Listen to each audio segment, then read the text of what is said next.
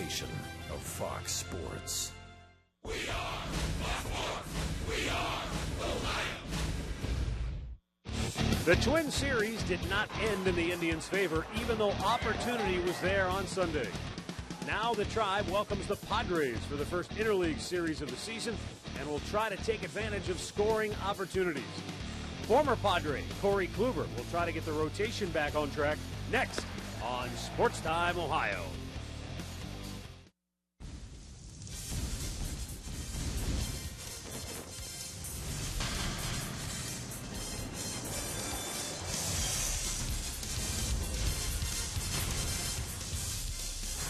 The rains have given way to clear skies in downtown Cleveland, and tonight the Indians will open up a 3-game interleague series against the San Diego Padres. Hi again, everyone. Matt Underwood alongside Rick Manning. The Indians are looking for a good start because one time through the rotation, the Indians only had one good start, and now Justin Masterson starting that second time through.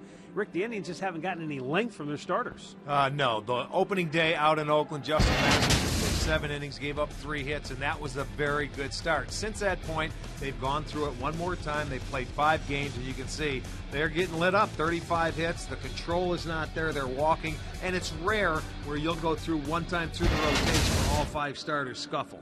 It's time for someone to step up, and then also they take the lead, take a little bit of pressure off the offense as well. Indians pitching coach Mickey Callaway says he's a little bit concerned because guys haven't been throwing enough strikes, but he vows they will start throwing more strikes, and hopefully that starts tonight as Corey Kluber will take the hill for the Tribe against the team that originally drafted him, the San Diego Padres. Jan Gomes and the Bats will try to heat it up. The play-by-play is coming up next.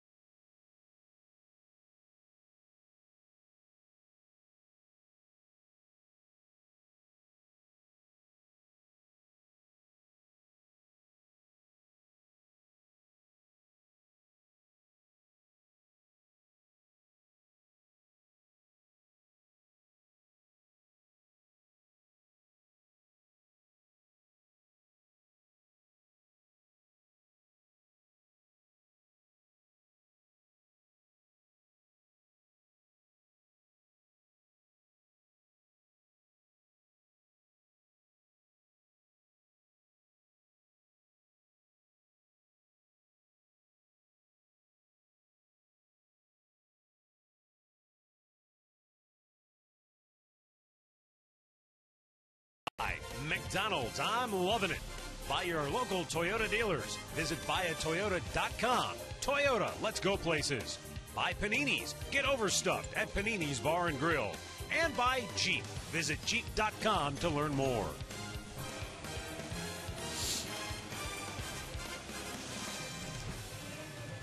And we're ready for baseball tonight here at Progressive Field as the Indians take on the San Diego Padres. Corey Kluber warming up for Cleveland. And let's have a look at Bud Black's starting lineup presented by Toyota. For San Diego tonight, Everth Cabrera will lead it off, followed by Seth Smith. Chase Headley will hit third. Yonder Alonso batting cleanup. Yasmani Grandal will catch and hit fifth. Will Venable batting sixth. Jed Jerko, the second baseman, batting seventh. Tommy Medica will DH and hit eighth. And Alexi Amarista will bat ninth. Corey Kluber on the mound, his second start this year. First one coming in Oakland. He went 3 1/3 innings, gave up 5 runs.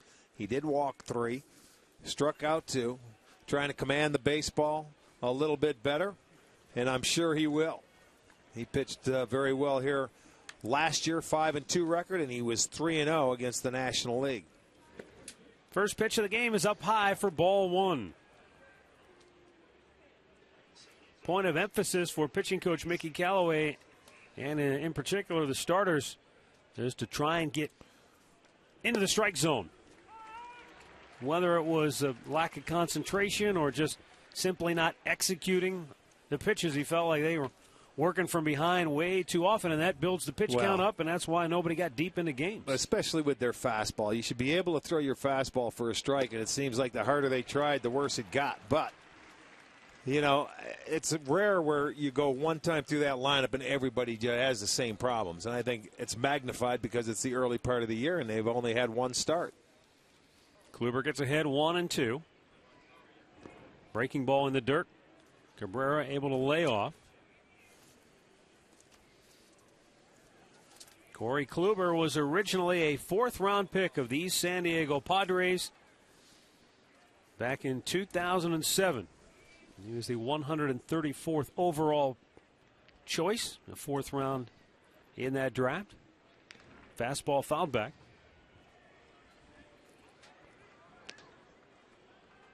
Of course, it's a trade that's really worked out well for the Indians. The Indians sent Jake Westbrook, who wound up in St. Louis. It was a 3-way deal.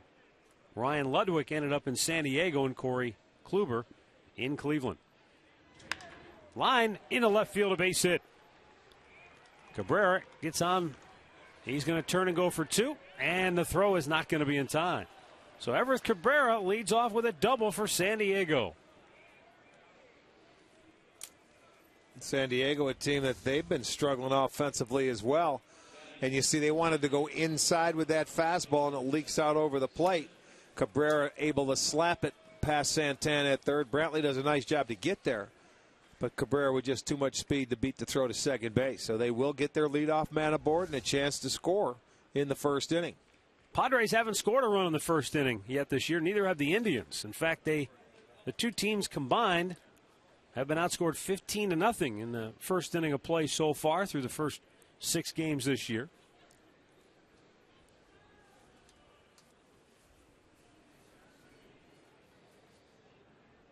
Shift on right side of the infield as Smith takes a strike. Smith, the guy you remember last year with the Oakland A's. He ended up going down to San Diego in a trade, and a left-handed hitter that has some power. Really a man without a real position. He is playing left field, an outfielder, but he DH'd some with Oakland last year. Low and away. Smith came from Oakland in exchange for Luke Gregerson this past December.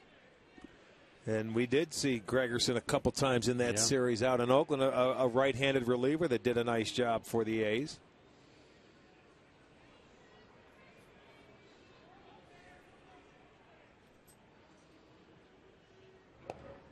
Just missed. 2-1. Seth Smith, he welcomed himself to San Diego. His first at-bat, he was a pinch hit against the Dodgers and ended up tying the game up with a pinch hit home run. And then homered the following day. So homered in his first 2 games of the season.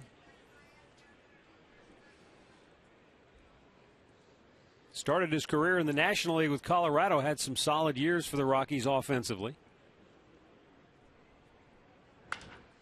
In the air, slicing foul, and Santana won't have room.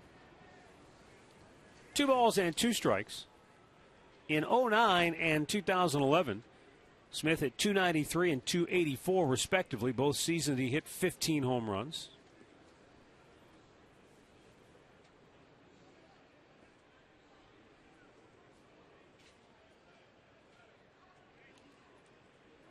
And last year in his time with Oakland, 117 games played, batted .253, but only 8 home runs, 40 driven in.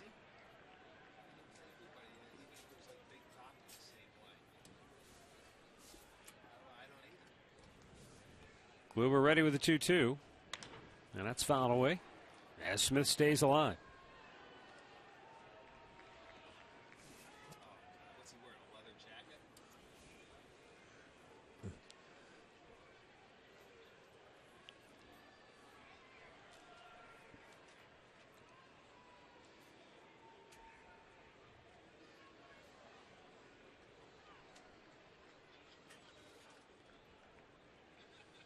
Kluber takes a look at the runner at second in the 2-2. Strike 3 called. Fastball locked him up inside corner. One down here in the first. Well, let's check out the Indians' defense tonight behind Kluber. The Kia defense, excuse me, is Brantley, Morgan, and Murphy in the outfield. Santana, Cabrera, Kipnis, and Swisher on the infield. Gomes behind the plate. Look at the umpiring crew tonight. John Tumpane calling the balls and strikes. Brian O'Nora at first. James Hoy at second. Bob Davidson down at third. Brian O'Nora serving as the crew chief. More on that story coming up in a little bit. Chase Headley. First ball swinging. Sends one to center field. Nyjer Morgan camps under it. And that's out number 2. Keys to the game brought to you by Akron Children's Hospital. Well, the Indians need a starter to get deep into the ball game. Only Justin Masterson has pitched 7 innings thus far this year for the Tribe, and that was on opening day. Yeah, nobody else has pitched 6. So they'd like to get that one. They'd like to play from in front. You know, Kluber with the strikeout of Seth Smith, he went inside with that. That's the same pitch he was trying to make on Cabrera, the first hitter, where he doubled down the line. He just didn't get it in there.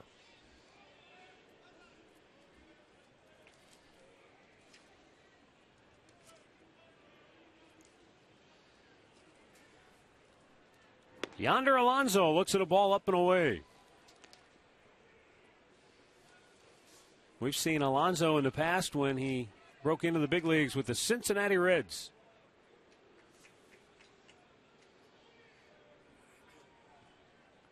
He was involved in a sizable deal, though, between Cincinnati and San Diego as he looks at a strike.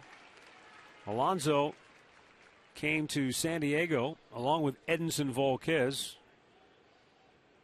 and Yasmani Grandal in exchange for Matt Latos, who's really blossomed. Not that he wasn't pitching well for San Diego, but it seems like he's really taken off with Cincinnati. Yes, he has.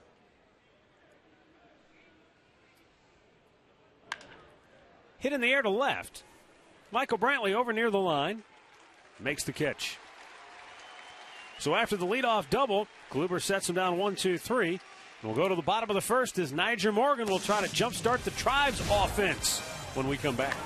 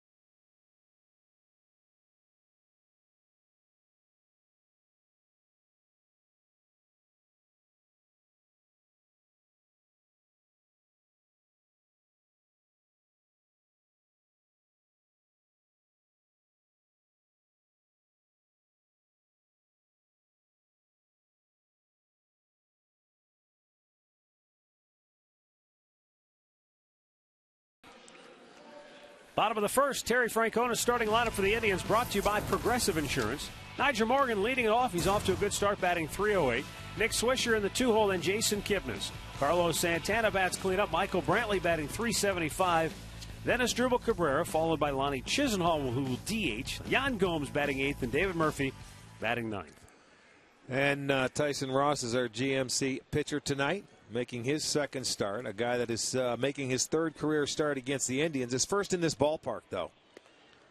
He pitched against the Tribe before with the Oakland A's. He's 1-0 in those 2 starts. He's pitched very well, but this will be his first appearance in Cleveland.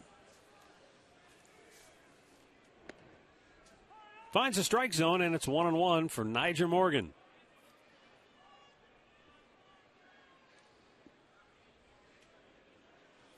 Chase Headley in on the grass at third. And Morgan slaps it by him. Over near the line, Seth Smith trying to cut it off. Morgan, big turn, but he will hold, and wisely so, with a leadoff single.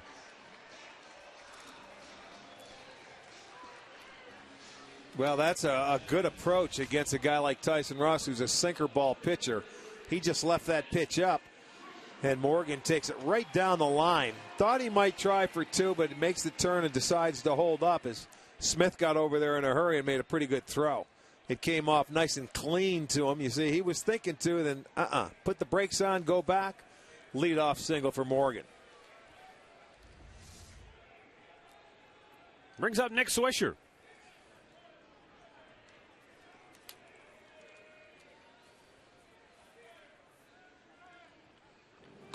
As Morgan draws a throw.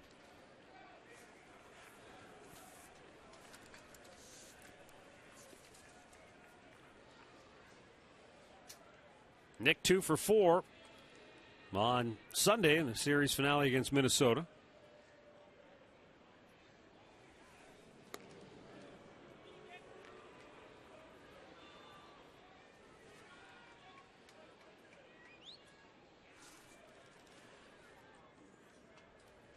Tyson Ross goes 6-6.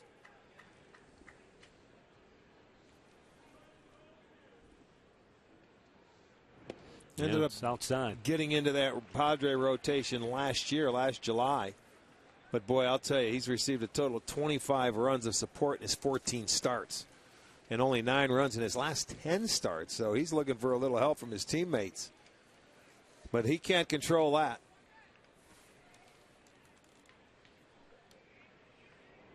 Up and away. And out goes the catcher, Grandal, to talk it over. Well, this is a big guy. You mentioned 6'6", Matt. He's a guy that has to throw downhill. You want to see the ball sinking, and he wants to keep it down in the zone. That base hit that Morgan got was elevated. He wants it on the ground.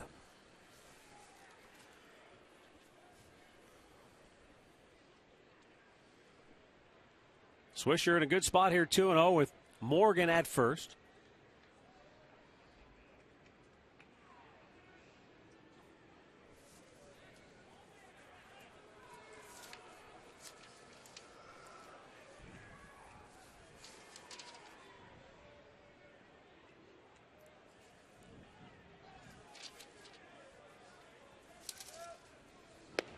Bullseye. 2-1 the count.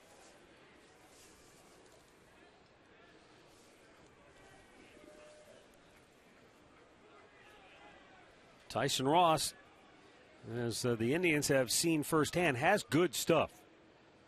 Struggled with his command in that first outing as Morgan takes off, swung on and missed, and the throw is a little bit offline, and Morgan has his first stolen base of the year.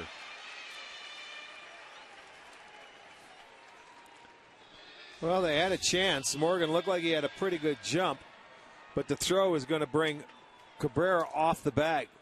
If it's on line, I think they get him, but it is not, so he will be credited with a stolen base. And there you go, man in scoring position for the Indians.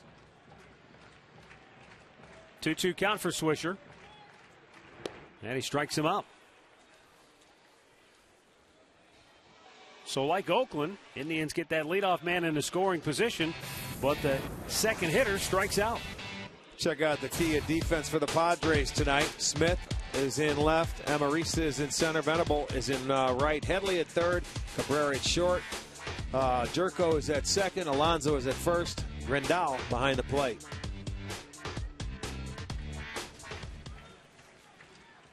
Up comes Jason Kipnis. 3 runs batted in so far on the year, and a chance to add to that total with Morgan in scoring position. A little bit outside for ball 1. We saw Kipnis on Sunday really working that inside-out approach, and he banged one off the wall for a 3-run double. Well, and then the very next time up, he had a base hit to left field. It was a really nice approach. We saw him do that a lot last year.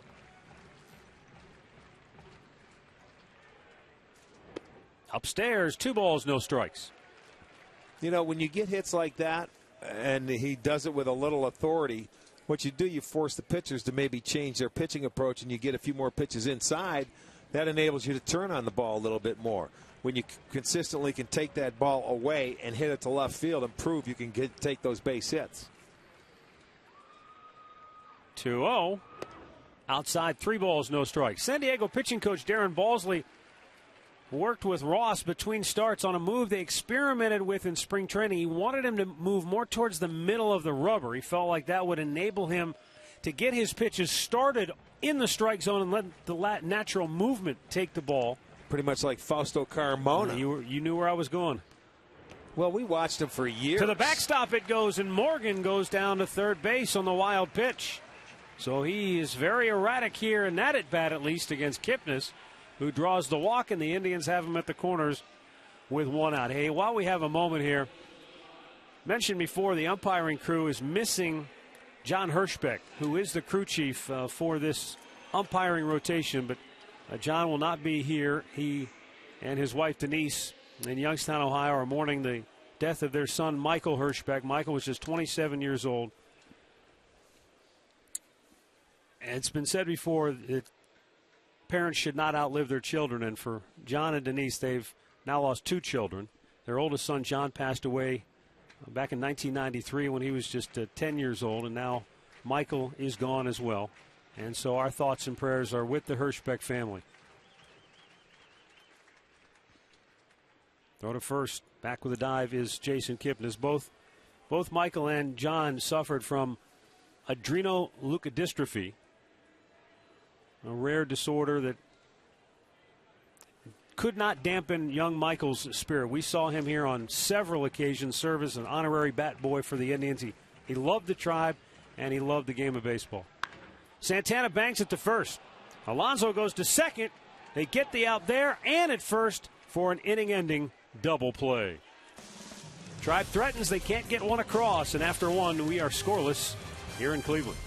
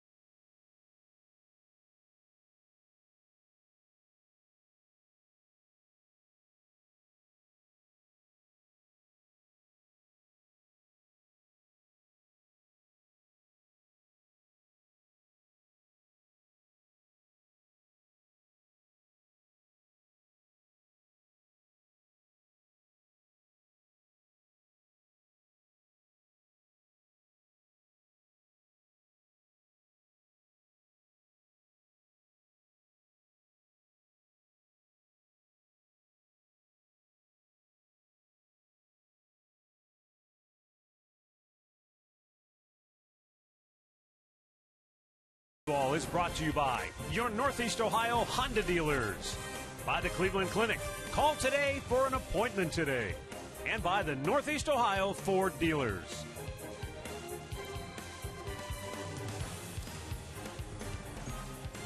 Second inning. Our game time temperature 45 degrees. Just a light breeze. Yeah, it seems a lot warmer because of the breeze. No wind blowing and whipping around the ballpark like it was earlier or this week. What's today? This weekend. Don't ask me. Ball one for Yasmani Grandal, San Diego catcher. Is it Tuesday? Yeah, Tuesday. Yes, it is. A little bit low. Yesterday's game was rained out, and with good cause, because it was just miserable. It started raining late afternoon, and I don't think it stopped till about 4 o'clock this morning. In there for a strike, and it stopped a streak for San Diego of 474 games played without a rainout. That was the longest active streak in Major League Baseball. Well, they better learn not to come around Lake Erie. Well, interestingly enough, on the check swing, the appeal, he did not go. The last game the Padres had rained out was in the Great Lakes region. It was up in Chicago against the Cubs in April of 2011. Okay. That was also the last time they played a doubleheader. They made it up the next day, just like we got here. Well, manager Bud Black, he's no stranger. He pitched here. He's been around here. He knows.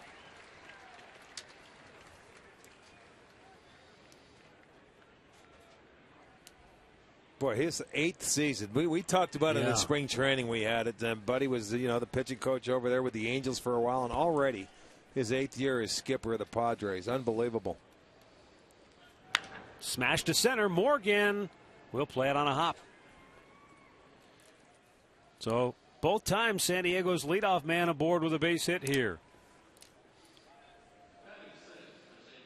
Well, talking about the inclement weather, it's definitely thrown a monkey wrench into the Indians' early season plans. With more on that, here's Katie Witham. Well, their early season plans and their pregame routine, Matt. Just the second time this season was today that the Indians were able to get out on the field to not only take infields and fly ball, but also to take BP. Terry Francona said it feels like we've been cooped up until the game starts for weeks. He said now a lot can be made of BP being overrated and you can get too much work, he said, but not at this point in the season. You need to be out there and get reps on the field. Yeah, and Katie, as you know, these guys are creatures of habit. They get into those routines, and you start throwing off the routine, and everybody's walking around like they don't know how to act almost. So much more nowadays than what it used to be, but you're right. Creatures of habit. Well, hopefully they can start getting into the rhythm of the season now.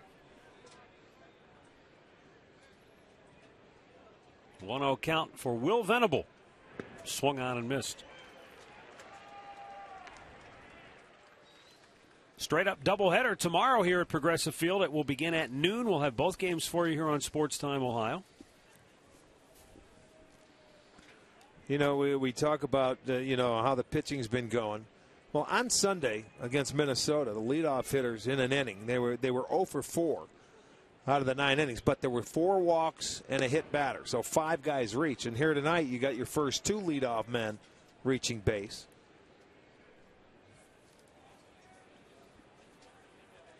So that's one problem the pitchers have had coming in to tonight. Well, you mentioned it the other day with Justin Masterson. You get out of the stretch that early in the game. Swung on and missed, got him to expand the strike zone, and the pitcher doesn't, maybe it's hard to get into that rhythm when you're able to rock through your windup a few times before you have to pitch out of the stretch. If you're all of a sudden right into the stretch from the get-go. You get a little rhythm going, but when you're working from the stretch. Matter of fact, in between innings here, Kluber was throwing from the stretch right from the get-go to take his 8 warm-up pitches. 2-2. Fouled back.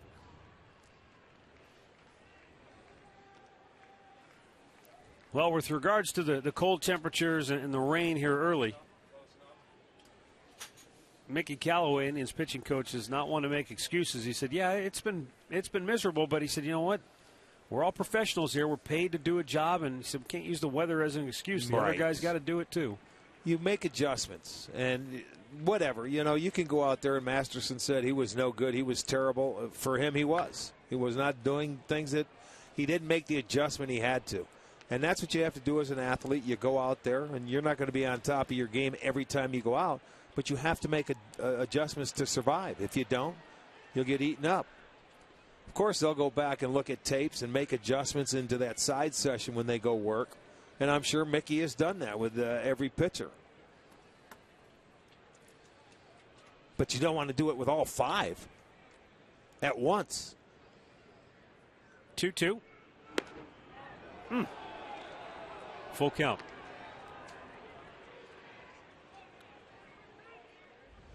Well, he got the strikeout there on Smith with the fastball inside. It comes back on our Nissan pitch tracker. That one came back. I don't know if he called it high, but it looked like it had a little plight to me.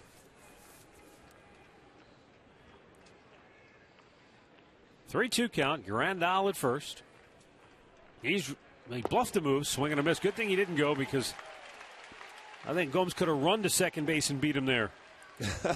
Well, you know what? Did he slip at all? I don't know. He looked like Fred Flintstone running. Well, he took off, and I saw some movement out of the corner of my eye, and then all of a sudden he stopped. But like you say, good thing he did. That looked like a little cutter on the outside edge. Gets the swing and miss from Venable. Second strikeout, first out of the inning here. Brings up Jed Jerko. Slow start for the Padres second baseman.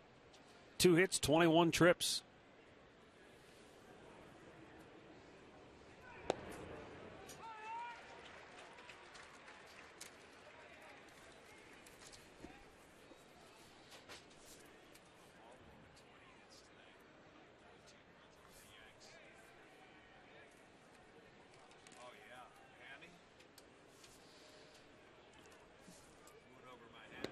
A little bit outside. We don't get to see the Padres all that often, and I'm sure fans are wondering, how do you get Jerko from Gyorko? I know. I thought that because I asked you, and I can't answer you. I'm sure you're wondering. Played high school baseball in Morgantown, West Virginia. Swung on and missed. A ball and 2 strikes. Born and raised in Morgantown, like our old buddy Michael Mullinex. Oh, yeah?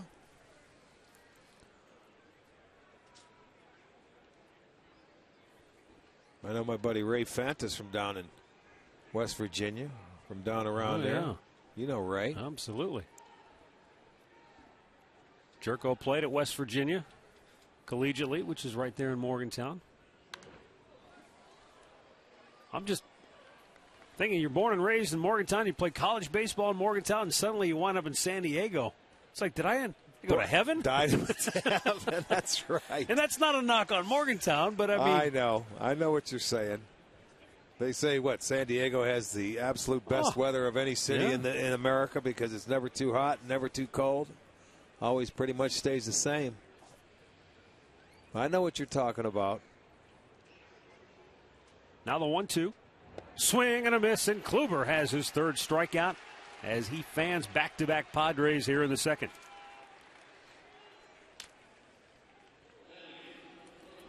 Good breaking ball here. That slider goes straight down, starts in the strike zone. Next thing you know, it ends up below the knees. That's what you can do when you get ahead of hitters.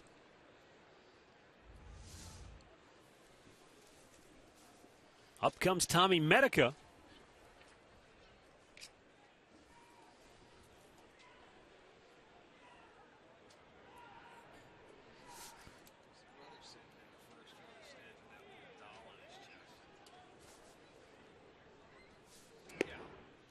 And Kluber gets ahead with the first pitch strike.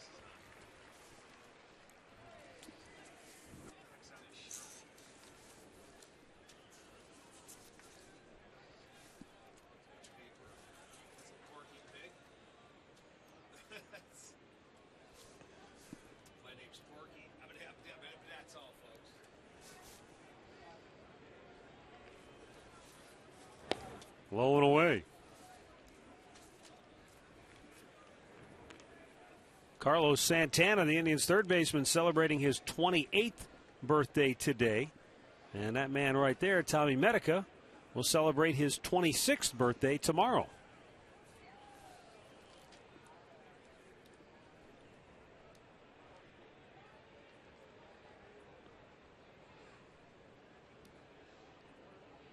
The 1-1.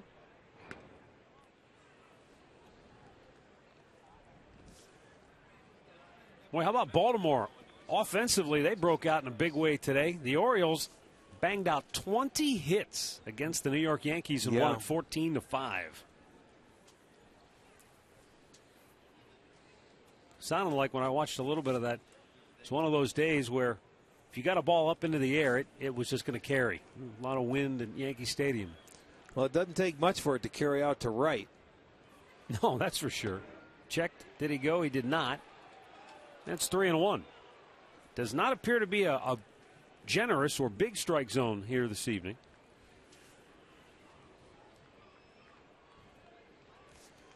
This will be pitch number 40 now for Kluber.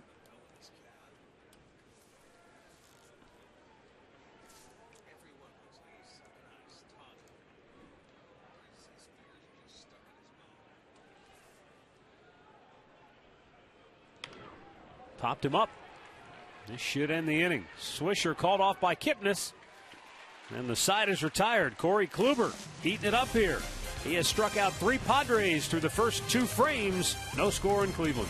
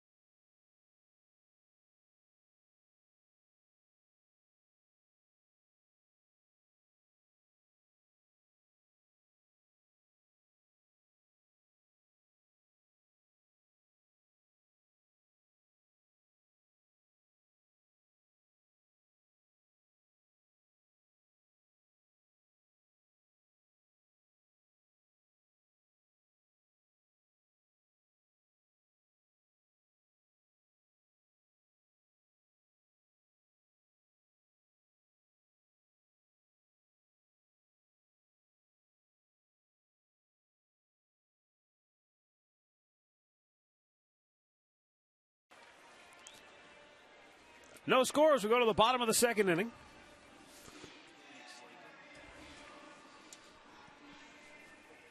For Cleveland, Michael Brantley is Drupal Cabrera and Lonnie Chisenhall due up. Brantley sizzling here at the outset.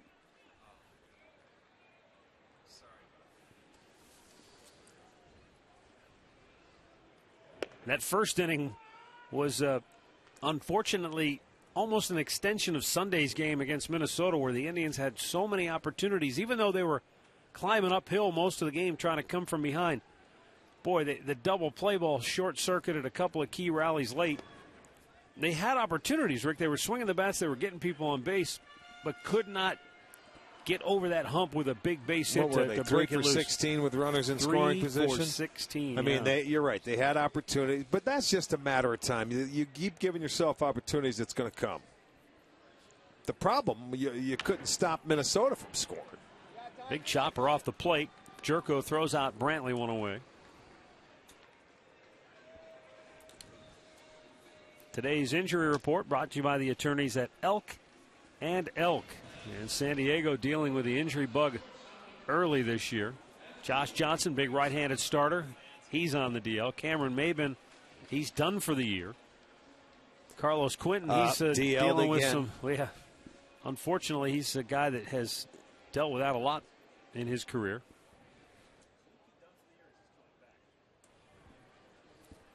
Corey Lupke, another guy on the DL. He's I think he's done for the year. Yeah, he's just had the Tommy John surgery. And Casey Kelly had Tommy John surgery, but he's on his way coming back from it. So they have had their share. Asdrubal Cabrera. Right back to Tyson Ross. And 2 quick outs here in the second. Well, follow the Indians with MLB.com at bat for your iPhone, iPad, Android, BlackBerry 10, or Windows Phone 8. Get scores, stats, highlights, live audio, and more. Text at bat to 31826 or visit Indians.com for the details.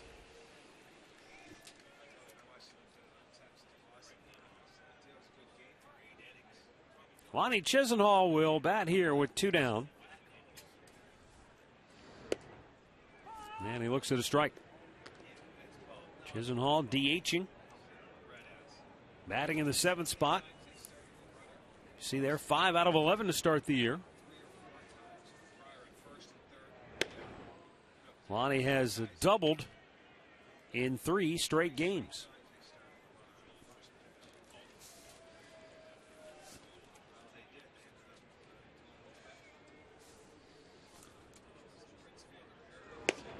Missed inside, 2 balls and a strike.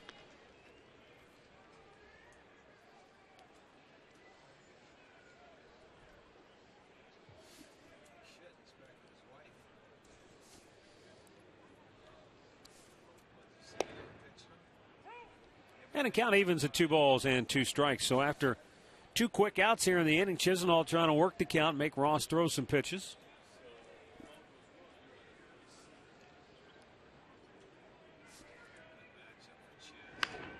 Chops it foul over the bag at third, a little wide of the mark.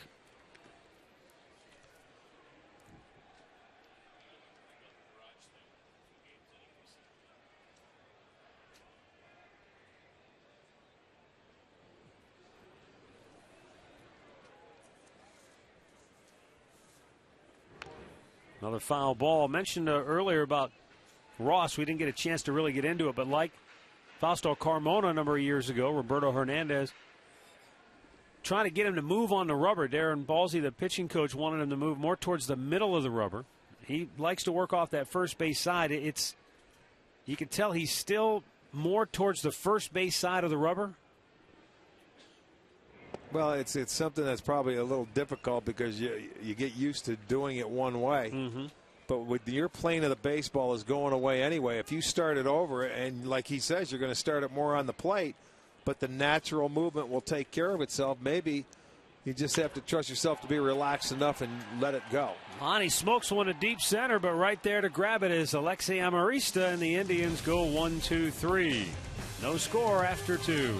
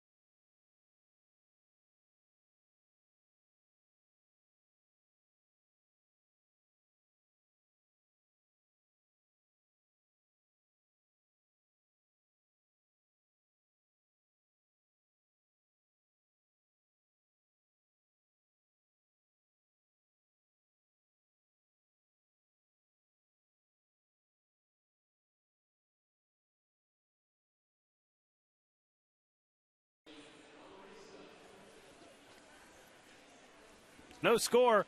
Top of the third. San Diego will send Alexi Amarista to the plate, then Everett Cabrera and Seth Smith.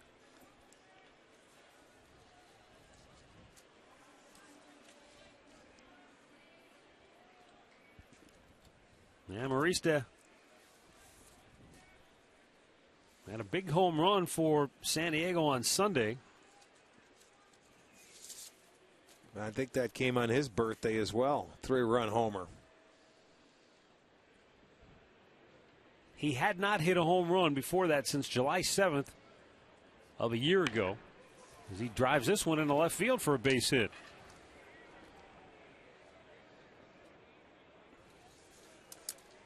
San Diego, third straight inning, leadoff man aboard with a base hit.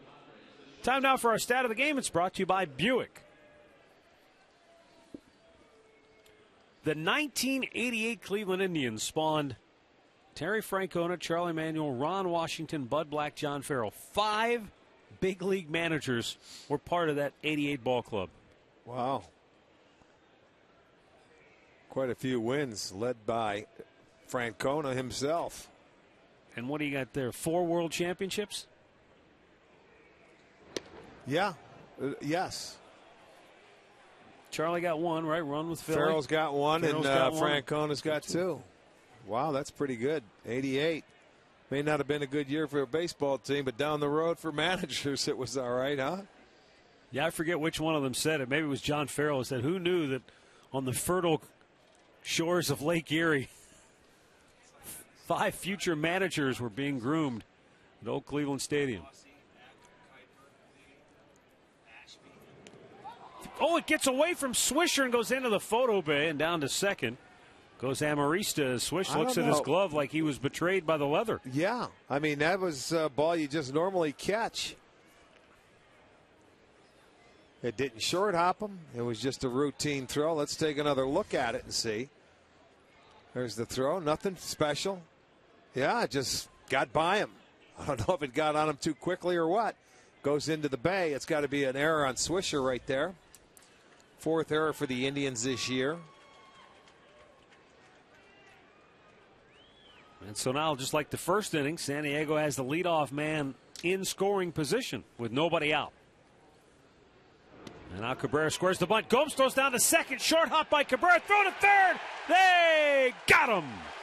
How good of a play was that by Cabrera? He made it look easy Yeah. on a tough in-between hop. Boy, I'm telling you, it's Gomes came up and did not leave his knees. This is going to be our McDonald's. I'm loving it. Look at Gomes from his knees, and look at the hop by Cabrera, and he gets rid of that so quickly over to Santana to get the runner. He thought he was going to take off, and he's hit nailed by plenty. Great play both on Gomes' part to get rid of it quickly, and the pick by Cabrera, and also got rid of it quickly. Nice play. Boy, that changes the complexion It of the sure inning does. in a hurry. It sure does. That was really nice. The bunt, they wanted to move him over. There's the backhand play. Just you see how quickly that ball got out of his glove into his hand? Well, you might be expecting a bigger hop. That thing stayed down, and Cabrera stayed right with it. Yeah, he made it look easy.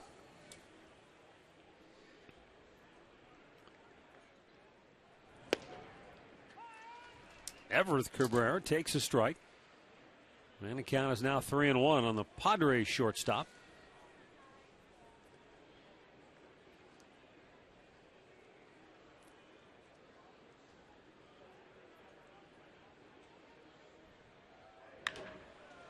It's going to slice out of play.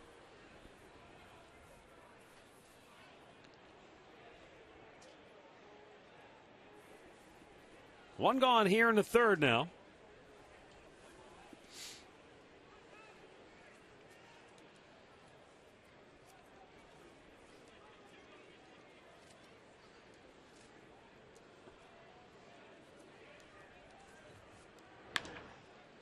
By Santana down the line. Brantley over to cut it off. He's going to make a strong throw to second base, a little bit offline, and sliding in safely is Cabrera with his second double of the game. Well, every hit off Kluber's gone that way. They don't mess around, do they? They just go ahead and left-handers and slap it to left field. And this is a little breaking ball. First time up, he wanted to go inside with a fastball. This is slapped by Cabrera on the backhand side. And he is now 2 for 2. Everett Cabrera. Santana made a nice diving attempt, but as you can see, the ball was already by him before he was able to get that leather out there. That ball comes off a left-hander's bat when you're on that angle. It seems to be a lot quicker than what it is. And a good attempt, but a one-out double. So now that play looks that much bigger. So once again, Kluber will have to face a hitter with a runner in scoring position. Seth Smith drives one to deep left. Brantley moving back on the track and makes the catch. And Cabrera retreats to second base. So like Lonnie Chisenhall, Seth Smith hit one hard, but it dies on the track.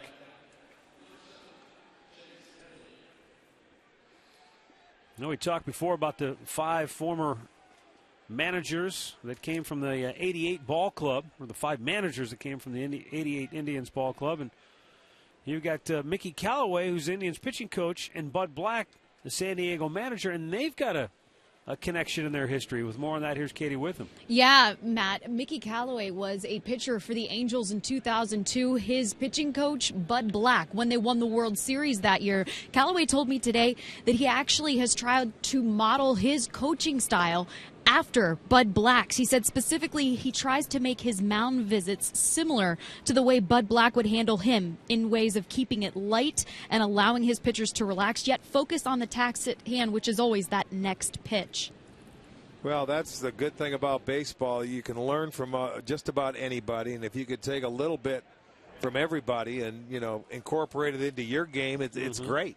Obviously he made an imprint in Mickey's life as a pitcher when he would come out to see him. You have to be yourself, right? Is what you're saying. But obviously, he took some of the best traits that Bud Black has and has incorporated and it's something that he could incorporate it into his game, and he can do the same thing.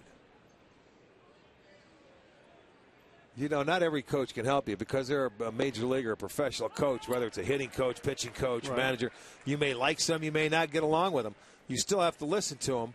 But you take, you know, whatever you can find out that may help you, and if you can incorporate it into your game plan, good for you. If you can't, then you don't. You forget about it. But you'll be surprised at guys that some people that might be able to help you, and it doesn't have to be. You can learn something from a pitching coach or a pitcher about hitting more than you can talking to a hitting coach. Sure. You know Different what I'm saying? perspective sometimes helps. You look at it differently. 2 balls, 2 strikes with 2 down here in the 3rd inning. Everett Cabrera, the runner at second base. And Chase Headley at the plate as Kluber tries to work out of another jam here.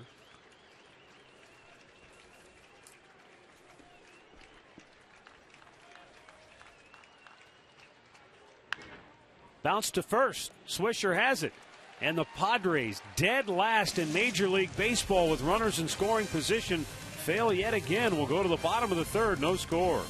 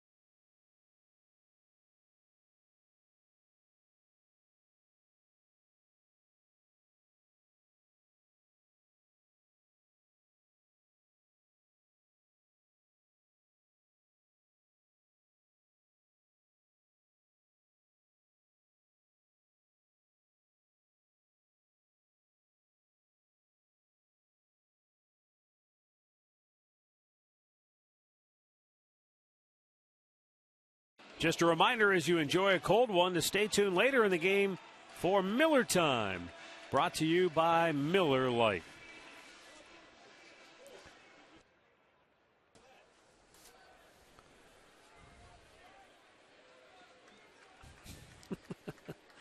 Yan Gomes will lead off for Cleveland, then David Murphy, followed by Niger Morgan.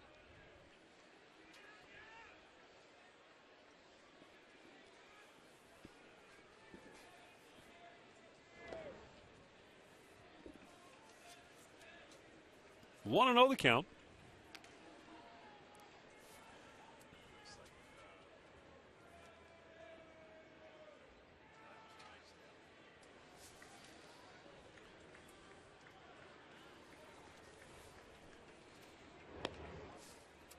Two balls and no strikes.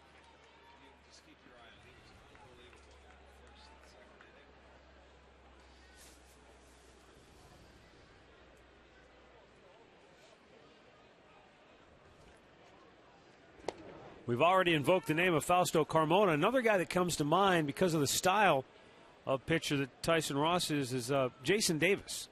And I use him as an example because one of the things they've also worked with Ross on is trying to get on top of the ball to give it that good movement down in the strike zone. You remember with Jason Davis, another guy who's a big, tall pitcher, and if you don't get on top of it, sometimes the ball will either flatten out or you just don't get the movement you're looking for. Yeah, well, his ball moved all over the place, though. Well, Ross had 7 strikeouts in his first outing with 5 innings in that game, but he also walked 4. So that's where the pitching coach, Darren Balls, they're in this sort of yin and yang. Okay, the 7 strikeouts obviously were good, and that tells you that the stuff plays. Nothing wrong with the stuff. It's just, can he command it enough to be... Another big guy that can probably, with his mechanics, get out of whack a little bit throughout the course of a game. And it takes him, how soon can he correct the mistakes? Gomes tries to bloop one down the line, but it's going to go foul. He's pitching in a good ballpark when he's at home in San Diego. That's a great park to pitch in. What would you say overall? We've been to Oakland plenty of times now. It seems like that's a good pitcher's ballpark. It is. A little goofy in the daytime. The ball carries differently. It's good, but I'm talking about the one he's in now down at Petco. That's a cavern. Yeah. It's tough to get one out of that place. I mean, in 94 innings last year, he only gave up 5 home runs in that park, so he likes that. Gomes draws a leadoff walk. And that's what you're talking about. Second walk issued by Ross. Indians get their leadoff man aboard for the second time in 3 innings now. Well, families this year can save with KeyBank Kids Value Tickets. A ticket gets your kid $15 of loaded value for use on concessions or merchandise. Log on to Indians.com.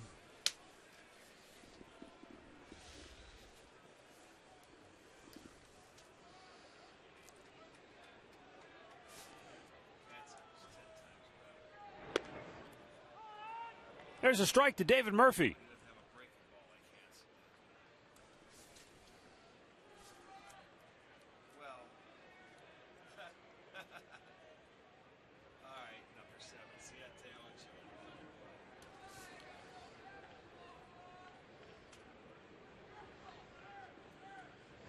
Fouled back out of play.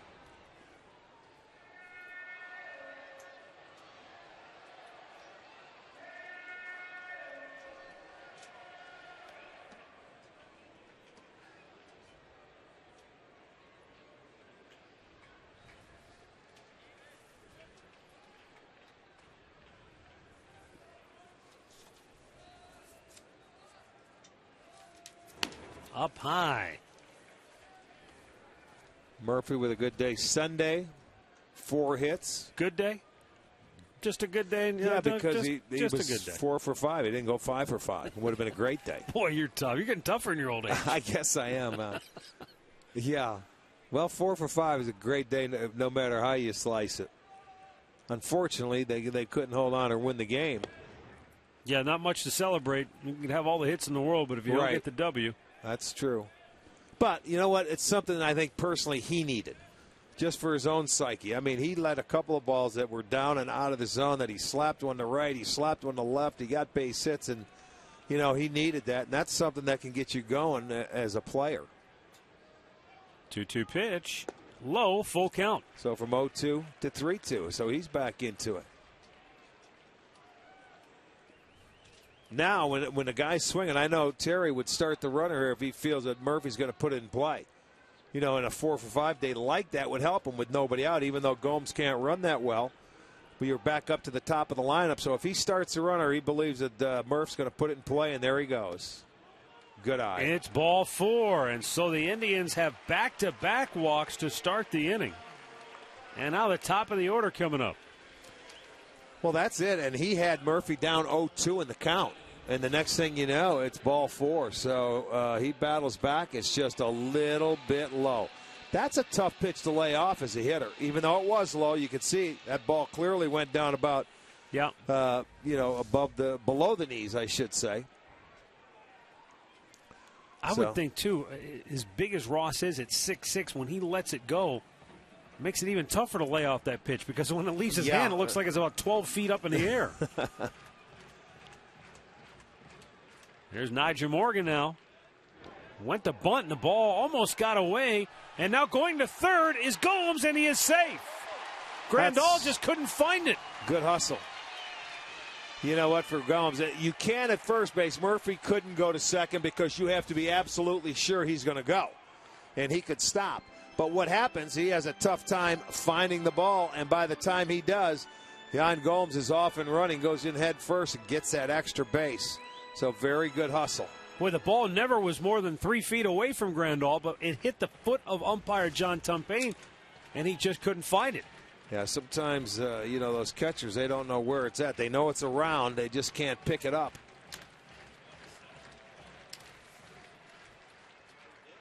Now Morgan chops one in the hole. Knocked down by Jerko. Goes to second, throws it away. Murphy's on his way to third. Gomes has already scored. Indians at second and third. They lead it 1-0. Give Morgan his third RBI on the year. On the fielder's choice, and then the throwing error. And now the inning really set up for the Indians. Yeah, this is being gift wrapped here by Tyson Ross and now the defense. The one thing you have to do in a situation like this is make sure you get the first out. He slides, and it's a bad throw. Cabrera, nothing he could do because it short hops him, and the runner's bearing down on him. The run was going to score. It gets by him, and now Murphy goes to third. Morgan goes to second. So the error comes into play. And a couple of former A's square off here. Rice against Swisher. Never teammates, but both once wore the Oakland uniform. And ball 1 to Nick Swisher.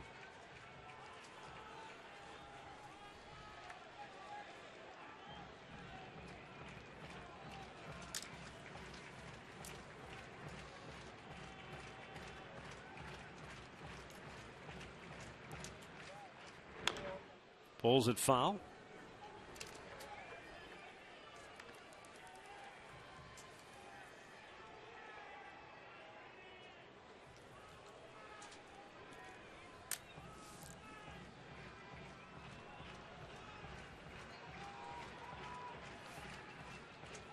There are the runners. Murphy at third, Morgan at second. So good wheels aboard as Swisher tries to open it up for the Indians here. And a line smash caught on one hop by Alonso. He'll flip it over to Ross for out number 1, but Murphy comes home to score, and Morgan now goes to third, 2-0 Cleveland. Yeah, it was a good defensive play to take a hit away from Swisher, but he still did a great job to get the run in and over with nobody out. Sure, you want to get greedy and get the base hit, but Alonso makes a nice backhanded play, and he flips it over to Ross, but it makes it a 2-0 game with an opportunity to make it 3 right here. So now the infield will come in. They're at the cut of the grass all the way around. Jason Kipnis walked his only time up. In the air to left. Smith over near the line. Tagging is Morgan. He's coming home. Smith's throw not in time. And the Indians now lead it 3-0. That's situation baseball all the way around, and they've got a 3 spot on the board. Well done by everybody. and taking advantage of the 2 walks in the air.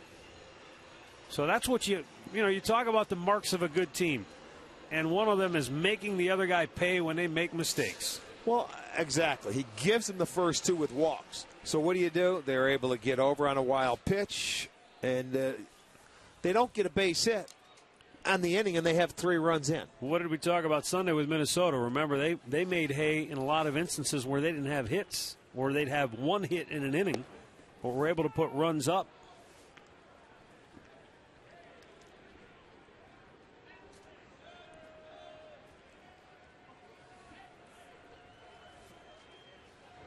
Santana was going to try to beat the shift with a bunt, and he did offer at it, says third base umpire Bob Davidson.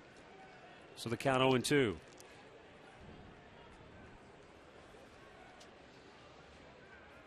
The only hit of the game for the Indians was a leadoff single by Nyjer Morgan to start the game.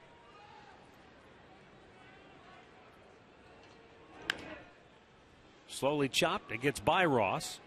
And now the flip from the glove of Alonso right to Ross, and that'll end the inning. But the Indians cash in with a couple of walks in there, and they lead it 3-0.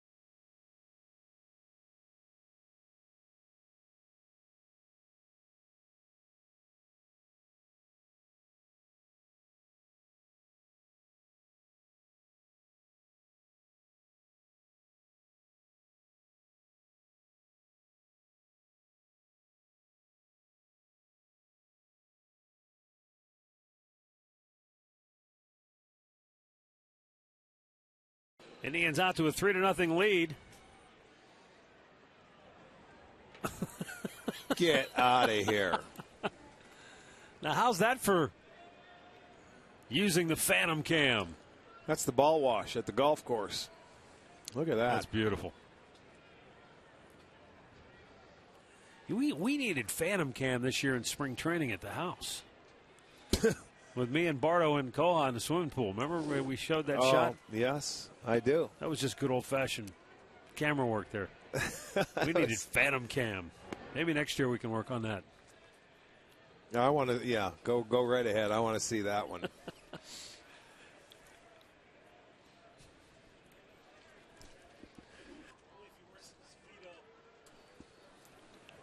Yonder Alonso, fly to left his only time up. Now he lines one into left field. This is amazing. And the Padres, 4 straight innings. They are 4 for 4 with their leadoff men.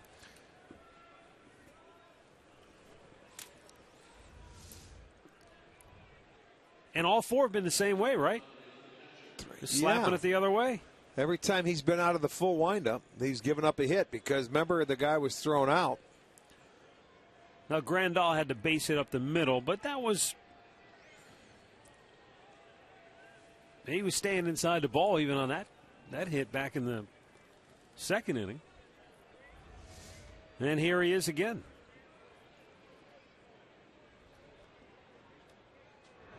Rips this one down the right field line. Alonso on his way to third. Ball deadens as it went up against the wall, and Grandal will stop at second as Alonso holds at third. And now San Diego is threatening to come right back here in the fourth. Well, it doesn't take long. That's their third double tonight. This one looked like it might have been a little cutter for the first pitch, and it speeds up his bat. Let's check the location. It is a little cutter in there or a flat slider, either or. And that ball gets roped down into the corner. They hold up Alonso at third base. They had a chance to score him, but you can't take a chance down 3. So now it's second and third and nobody out, and a great opportunity for San Diego to get right back in this. Will Venable struck out his only time up.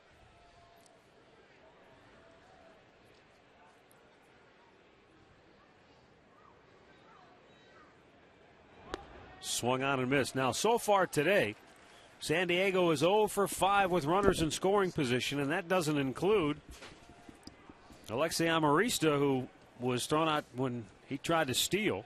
He was in scoring position, though. 5 for 46 on the year.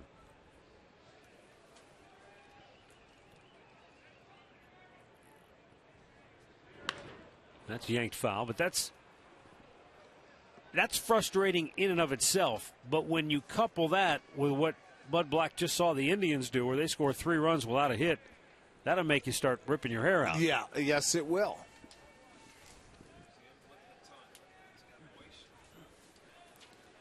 Now, and another thing that, we talk about, not only the leadoff men that the pitchers have done this year, it's response runs, too, that the Indians have given up.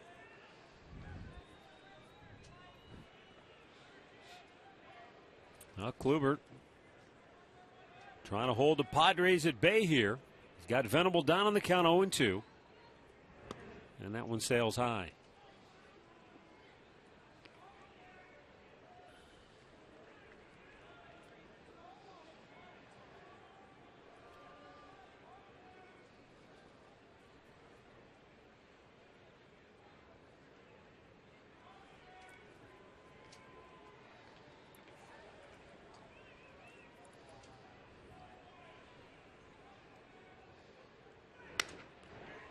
Little bloop shot. Santana dives and makes the catch at third. And I'll tell you what, it's a good thing he did, or the bases would have been loaded. Well, he got so deep into that kitchen, that ball jammed him. And then the next thing you know, Santana playing back has got to run in on the sprint and then dive. It just wasn't getting there, and you could see where he had to start from, and you can't let that ball hit the ground. He makes the play. They get the first out. You don't see that play very often as a third baseman having to sprint in and dive for a ball. Wow, that ball ate him up, Venable. I mean, it was right down on his thumbs. Now Jed Jerko struck out his first time up.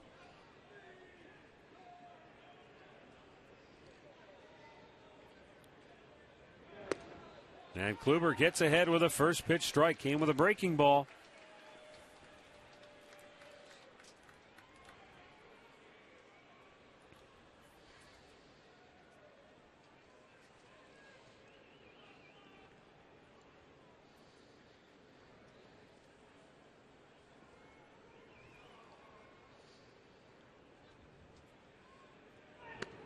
Just outside.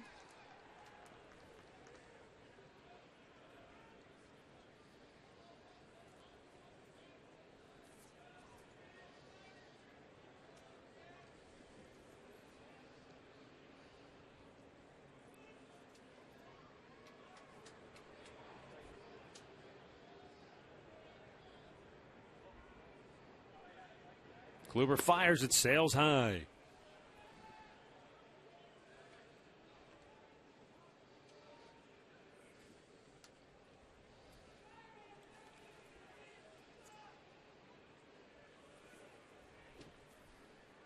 Terry Francona's club out to the early lead, but San Diego threatening here in the fourth to come right back and get on the board.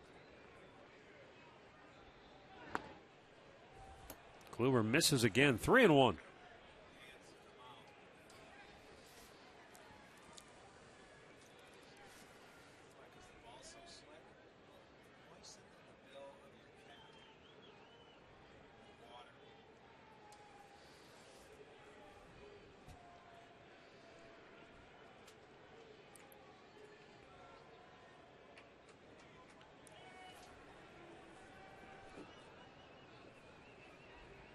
Kluber's 3-1 pitch. Swung on and missed in a full count.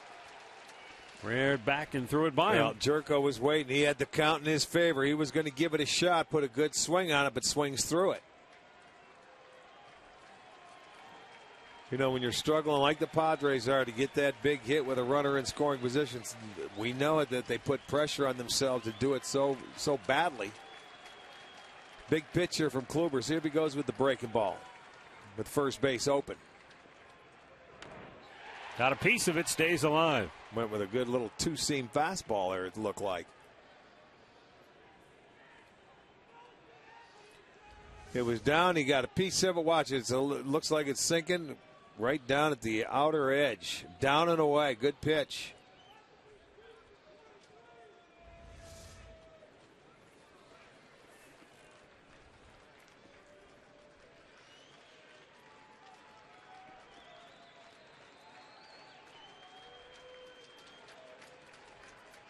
Kluber ready now, and the payoff pitch. Drilled. Deep left center. That's a gapper. That'll score a pair. And Jerko into second base with a 2-run double. And the Padres are right back in it now, down a run at 3-2. Well, in the location of this one, you'll see that he left him a lot of swinging room. The pitch before, he went down and away, and he barely got a piece of it. This pitch, he looks up and away. And it gives him swinging room, and he just smokes it to left center field. And San Diego responds. They come back and answer the Indians' 3-run third with at least a pair here in this inning. For Jerko, his second and third RBIs of the year and his very first double. They already have 4 doubles on the evening.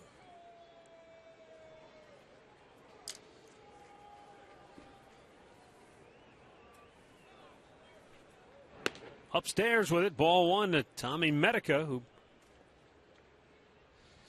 popped up on the infield his only time up.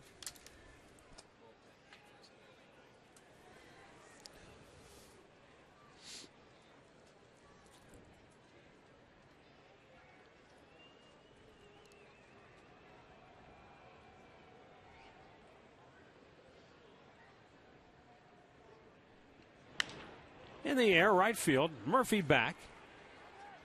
And he'll make the catch for out number 2. Jerko tags and moves up to third. Well, keep Progressive Field and Cleveland strong by voting yes on issue 7. Your yes vote will help protect our sports facilities and critical county and city services with no increase in taxes. Obtain a vote by mail at keepclevelandstrong.org.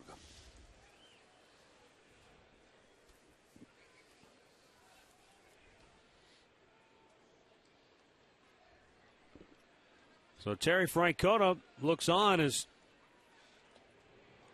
Corey Kluber trying to get out of this inning and keep his team in front. He's given up 2. Tying run 90 feet away with Alexei Amarista at the plate, and he lined a single on the left his first time up.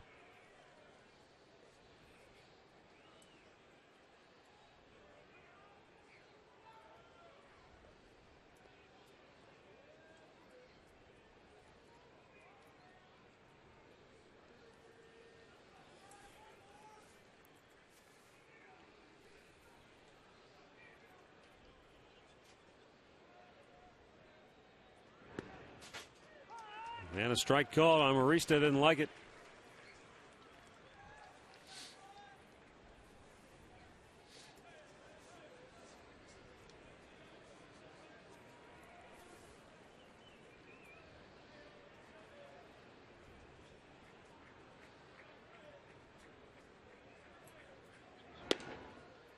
And now Kluber gets ahead 0-2. You mentioned Amarista hit that pinch hit homer on his birthday Sunday. The only other Padre to do that, hit a pinch hit home run on his birthday, was Greg Vaughn back in 1997. Yeah.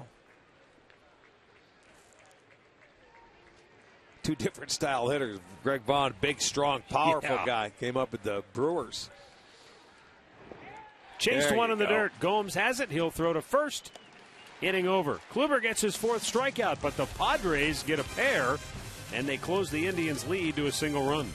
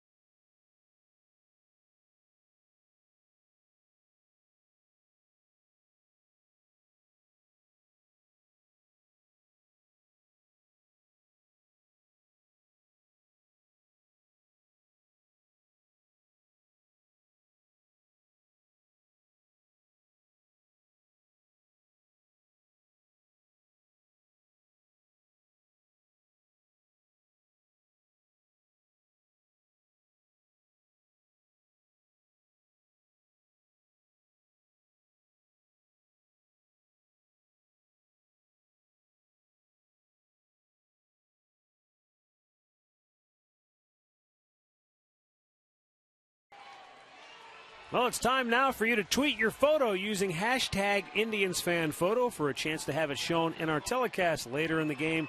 It's all brought to you by AT&T. That's why you had your house wired. AT&T, you got a free phone hashtag, man. Michael Brantley will lead off for the Indians here in the home half of the fourth inning. Brantley 0 for 1, grounded out his only time up. Back in the second.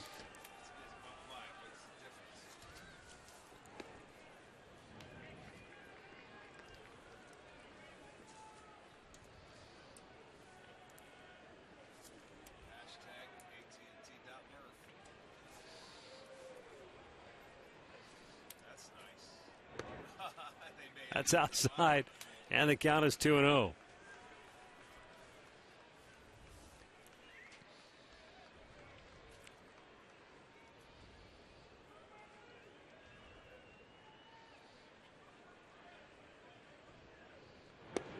Down low again.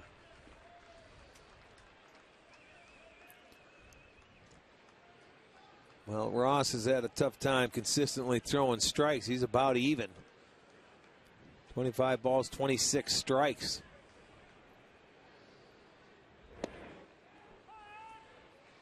Michael looks at a strike here. 3 balls and 1 strike to count. Yeah, when you've got that many pitches thrown and you're closing in on that 50-50 mark, that's usually not a good sign. In the air to left. Routine, though, for Seth Smith.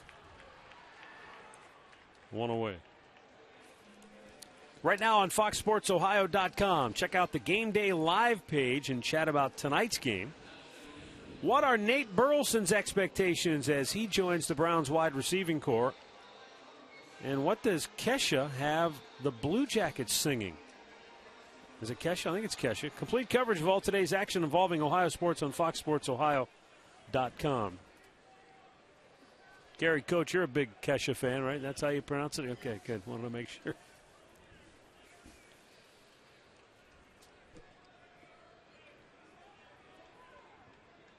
As Drupal Cabrera, comebacker to the mound, his only time up. Another weak ground ball. This one towards first. Oh, and it's dropped by Ross. It was an easy out, a gimme. But I don't know if it was the flip that was offline or if Ross simply took his eye off it. Well, it's going to go as an error. Either way you look at it, let's see. It's on Ross. He just simply dropped it, Rick. Okay, we'll take a look at it. And he's covering first base. Big guy. Oh, nice flip. That's a whoopsie. Just took it for granted. Yeah, it is. Second error.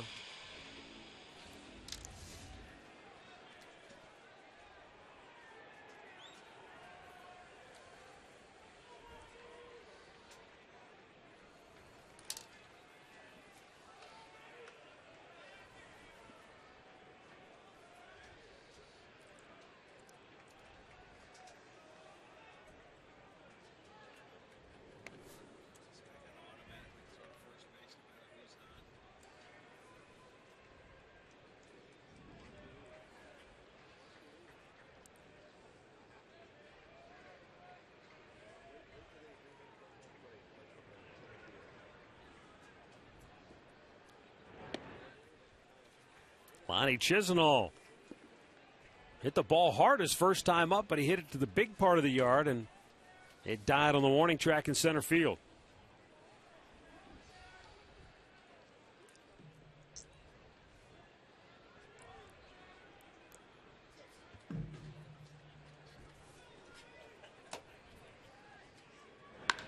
Lined into right field. That's a base hit. Cabrera will hit the bag at second and stop right there.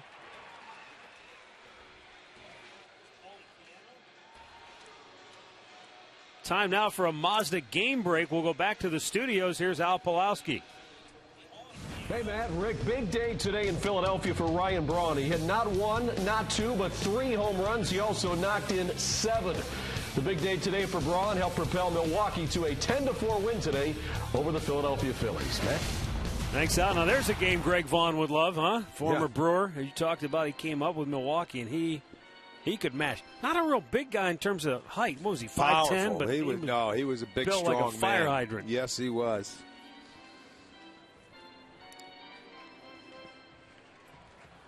So Tyson Ross in some trouble here after Lonnie Chisenhall. He's hit the ball hard twice, and he's really swinging the bat well here at the outset. And as you have pointed out, Rick, he's not playing every day. But even so, he's not putting any pressure on. He just looks so relaxed at the plate. Enjoy it, because you don't know when your next at-bat's going to be. But he's had a couple of good swings tonight. Yeah, instead of going up there maybe pressing because you don't know if you're going to get another at-bat. It helps being here before, so he feels a little more comfortable. I thought maybe Cabrera should have been on third base, to be honest with you. He looked like he was thinking about it, but maybe just never made up his mind, and so he ended up stopping at second base. It gets away. Well, he's going to get there anyway, so it doesn't matter. And the runners advance. Cabrera to third, Chisenhall down to second. It's a wild pitch, but it was one that Grandal had stopped, and then like the ball previously, back in the third inning, he just couldn't locate it. Third wild pitch tonight. So, Tyson Ross has really given the Indians up. They have 2 hits, and they have a chance to put a couple more on the board. The error certainly didn't help. It would have been a 1-pitch out by Cabrera for 2 outs and nobody on in the inning. Now he's got to deal with second and third, just 1 out, and a chance to give up another run or 2. Second wild pitch of the game as Gomes drives one, but foul down the right side.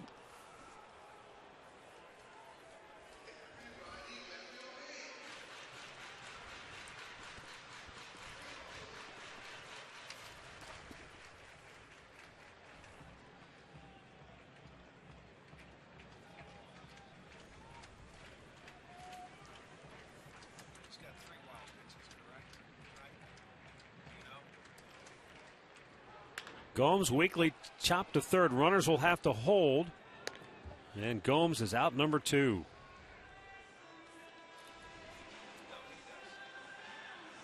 So now the number 9 hitter is David Murphy. And he's got a chance to extend the Indians' lead.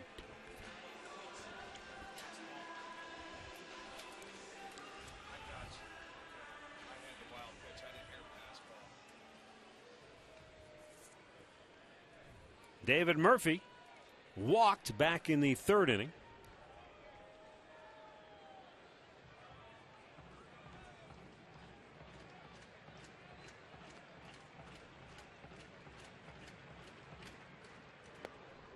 Oh, we're right back down in the dirt this time. Grandal able to block it. He's had a pass ball and 2 wild pitches already tonight, so he's had more action than he'd care to have. Yeah. Well, I think you know that going in with this guy on the mound, and he throws a lot of the balls into the dirt. You better be ready. That was like Suzuki on Sunday with Minnesota, how much ground he had to cover around the dish. A little bit outside.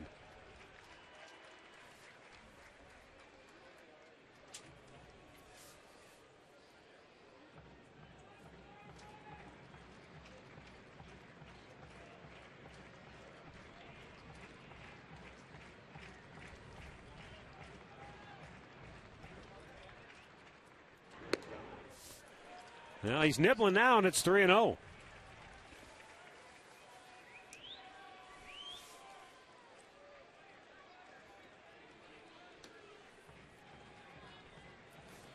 I say nibbling. A lot of times with guys like Ross, it's not nibbling. It's just they just can't get it over the plate. That one found its mark.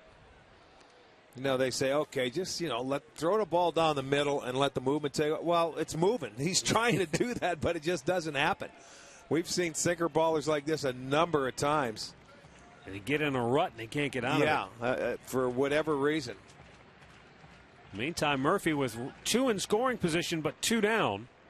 Drives one to deep right field. Venable back. He's out of room. It's out of here. David Murphy with a 2-out, 3-run homer. His first dinger of the year. And the Indians strike for 3 more here in the 4th. And they lead it 6-2. So the 2-out base hit. They take advantage of that situation. The error and everything that went with it. And Murphy gets his first home run. And, boy, that couldn't have come at a better time. He had a 3-1 pitch, and that is right down Broadway. It says, mash me. And he certainly did. So a 3-pointer makes it a 6-2 game.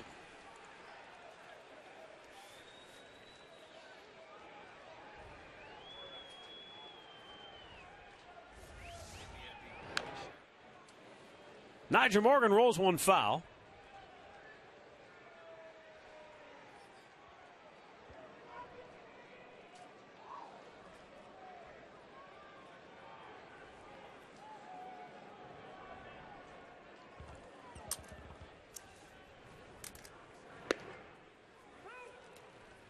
Two quick strikes on the Indians' leadoff man who singled and stole a base in the first inning. Reached on a fielder's choice, drove in a run, and scored in the third. Down in the dirt. Boy, David Murphy, coming off that 4-hit performance Sunday, has already been on twice and scored, and he's driven in 3, so he stays red hot here at Progressive Field, which was another attractive element when the Indians signed him. He's been a tremendous career hitter in this ballpark. Well, that 4-hit game got him rolling. Gave him a little confidence. Is there anything about the park? I mean, you probably had parks where you always hit there, but is it more about the pitchers you face, or is it something about the park you feel good? Maybe you just see the ball. Well, it's hard to explain. I guess everybody would probably give you a different answer. Yeah. Sometimes you hit certain teams well. Sometimes you just feel good in a ballpark. Well, Nigel Morgan slaps one right back up the middle. His second hit of the night. Boy, Morgan has been doing a great job of getting on base, too, and his opportunity to see playing time with Bourne on the DL. And he continues to swing it. And he's middle of the plate. Now, you know what? He's starting it on the middle of the plate. Now it's staying there. It's not going anyway. And last couple of guys taking advantage of it. He should be out of the inning, though. Remember, it was his error that kept it going. There would have been 2 outs and nobody on base had he not misplayed that throw that was right in his glove.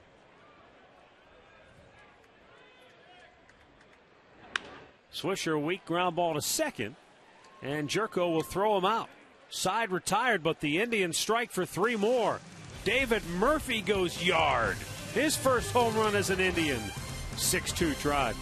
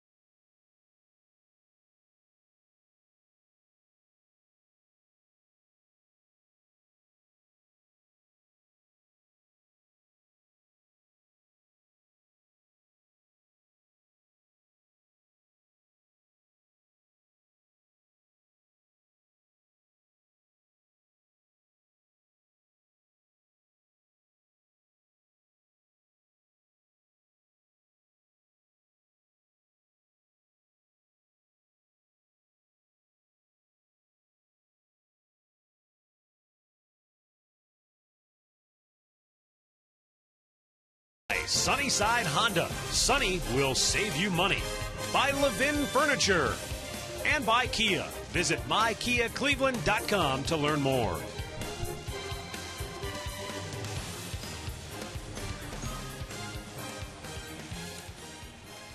We go to the 5th inning here at Progressive Field, and the Indians lead it 6-2. Corey Kluber was warming up between innings out of the windup. He might want to just scratch the windup tonight because they're 5 for 5 against him out of the full windup. Just 2 for 13 out of the stretch. Yeah, against him. just go from the stretch for whatever reason. They've been able to lead off their leadoff hitter, get a base knock.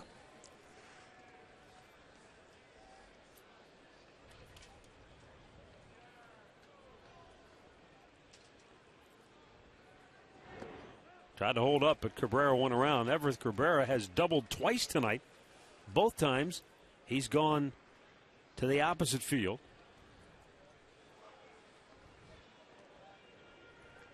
Last time up, he shot one inside the bag at third by Carlos Santana. Yeah, both times he's gone that way. Let's look at Cabrera's doubles and look where Santana is. He's well off the line the first time up. He beat him that way off that, he was off the line. This time he's a little closer and still beat him to the backhand side. So if you're taking a slap shot on Santana, go to his right. He doesn't have a stick. If he had a stick, he could stick save that. Yeah, right. But it was funny how far off he went, the first time. He was so far off the bag, and then the second time he was a little bit closer, and he was still able to get it by. Both of them hit very well, though.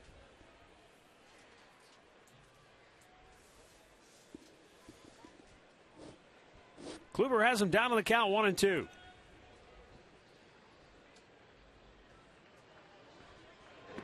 Swung on and missed at a breaking ball. Corey with strikeout number 5.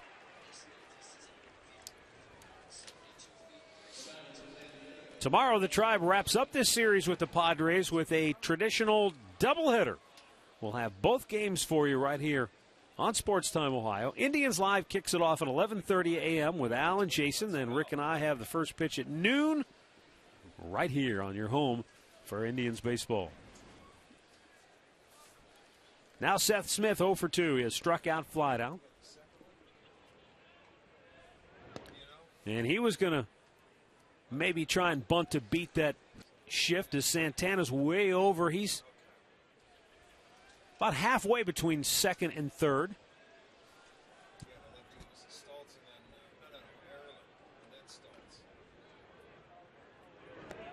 Down low, 2-0.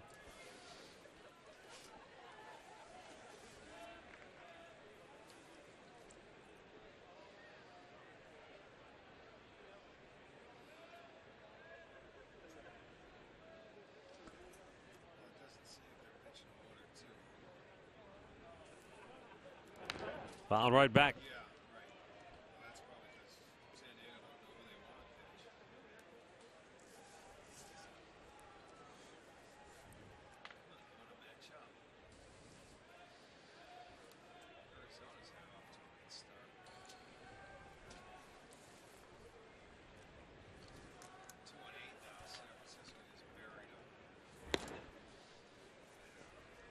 Wow, another close pitch that he has not been getting many of those pitches that are at or near the top of the strike zone, it doesn't seem.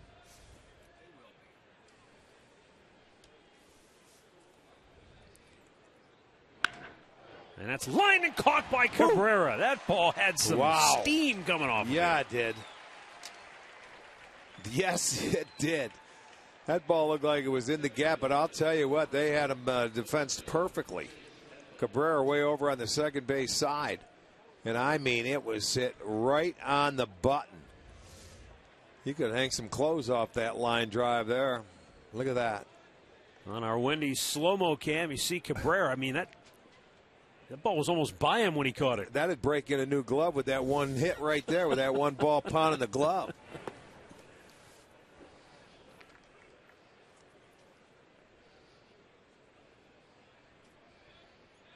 Yeah, when you hit a ball that hard as a offensive player, you want a base hit.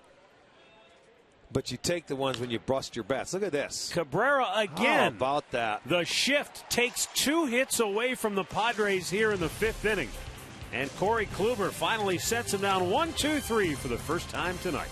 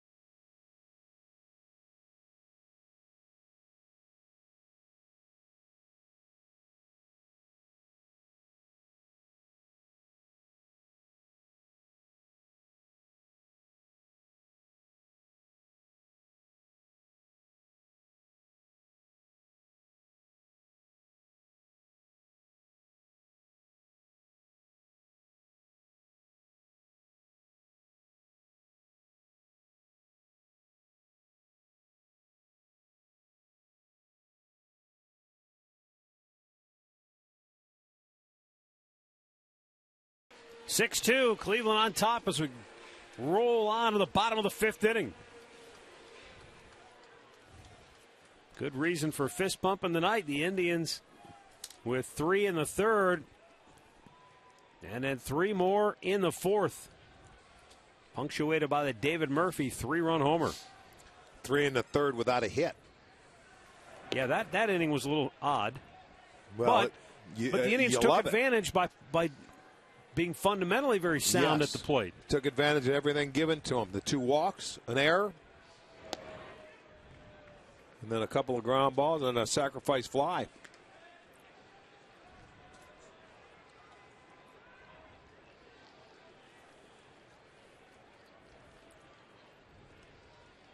Only 1 of the runs earned for Tyson Ross tonight. It's one of those weird things, though. I mean, I understand it's part of the statistical lineage of baseball, but when the pitcher makes the error, you almost feel like those should be earned runs. You know, it's one thing when it's somebody else's error, but when it's the pitcher's error, it's like you almost think, you know, maybe we should charge those to you because it's your fault for dropping the ball in the first place. Well, nobody can feel worse than he does. That was a routine play, and that's got to concern us. It was reminiscent, Rick, of the play last year. It was against Seattle, right? With the closer. Yeah. Tom Wilhelmsen. Game's over if he catches the ball. At first base. He dropped it. He drops it, and the Indians rally to win. Yes, sir. That was part of that, 4-game sweep? Another 4 games. 3 of the wins were in walk-off fashion. Yes, they were against Seattle. That's good memory. Thank you. I appreciate that. I'll ask you about something last week, and you won't even remember. I've been taking my elephant pills. Eating the peanuts, I see.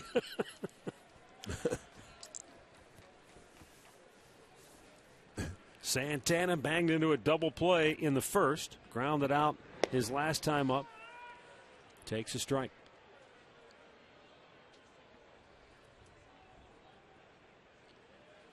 So the Indians have an interleague series early in the year at home here against San Diego. The Tigers, meanwhile, they're all the way out in Los Angeles to play the Dodgers for an interleague series. Well, the Kipnis Padres takes off. Forget about it. And he's got an easy steal, his 3rd. Yeah, he's been very good. That's the 2nd tonight, 5th on the year for the Indians. And Kipnis, as you mentioned, with his 3rd, he had a great jump. Well, San Diego will go home after the doubleheader tomorrow. They'll have an off day, and then they end up playing the Tigers. They visit them this year. I don't know if it's out when they're out there now.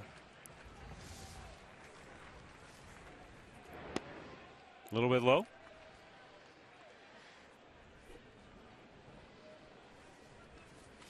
Yeah, there's never been a true uniformity to interleague play, but they do. They go home to play the Tigers Friday, Saturday, Sunday. It would appear, though, that the AL Central is playing the NL West for the most part this year. It is, yes. Santana takes again. That's the same pitch that Kluber's made a number of times this year. It's close, but it's right at that top part of the strike zone. And it's been a ball all night long. And 7 out of 8 pitches for Ross this inning have been out of the strike zone. Well, I think he's had 4 3-0 counts today. He has 4 walks and make it 5. The first 2 again. That's the second time tonight that he's walked the first 2 batters in an inning. In-game recap brought to you by your Toyota dealers. And the Indians taking advantage of some mistakes. Then Jed Jerko comes right back for San Diego with a 2-run double to cut it to a 1-run game. And then David Murphy unloads a 3-run homer to extend the Indians' lead to 6-2.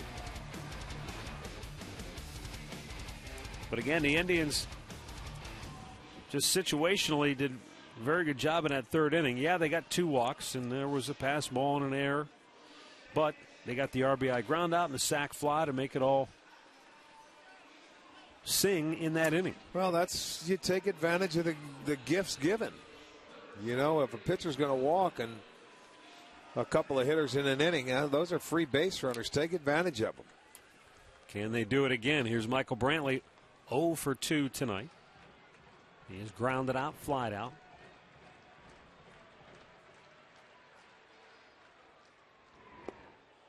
And he came up empty. Big swing by Brantley. Don't see many of those, but he'll take his hacks every once in a while, and he feels like it's a opportunity to drive a ball. Yeah, the one thing, though, that Brantley does that a lot of hitters don't do, once he gets down to a couple of strikes, he will change that whole philosophy and go back to, slapping it to left, putting it in play. Inside, he missed.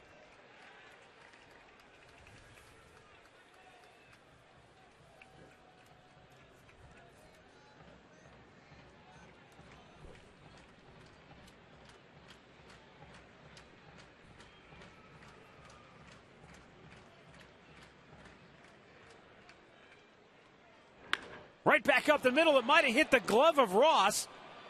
And Jerko does a tremendous job to turn the double play. Boy, you can't lead him to the bag any better than that ball off the glove of Tyson Ross. It deflected right at second base. Jerko got the ball, stepped on the bag, and made the throw. Almost looked like he had a chance for a triple play. It was weird. Just right there, boom, right in step. Makes the throw across. Easy double play.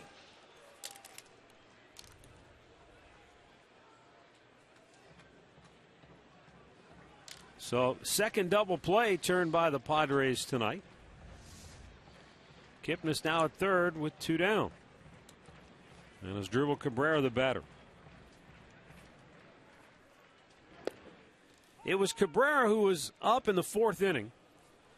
And his first time up, he hit a comebacker to the mound, and it looked like he just rolled over and had a weak ground ball out for the second out of the 4th inning. But when Yonder Alonso, the first baseman, went over and got it, he flipped it to first base right into the glove of Tyson Ross, who inexplicably dropped it. And that's when the roof fell in on him in that 4th inning, as the Indians would parlay that into 3 more runs.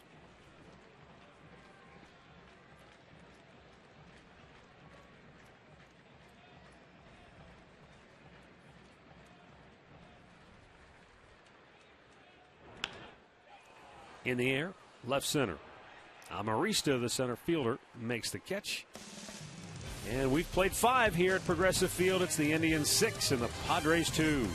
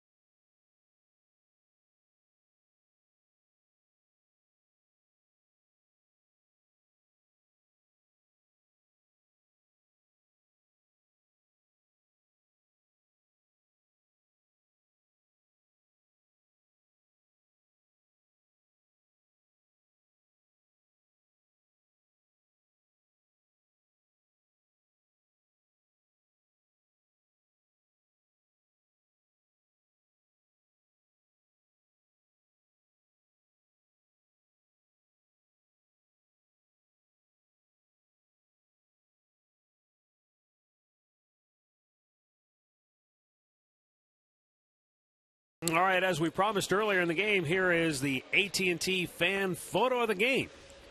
Tweet your photo to hashtag Indians fan photo for a chance to be shown in our telecast. It's brought to you by AT&T.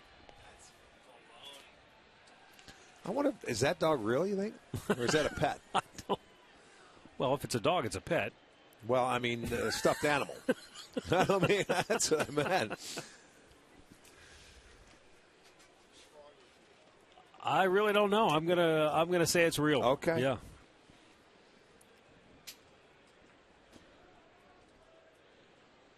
Yonder Alonso will lead off for San Diego here in the 6th inning. Corey Kluber, 84 pitches on the night. He has retired the side in order in the 5th inning. So he has set down 5 straight San Diego hitters.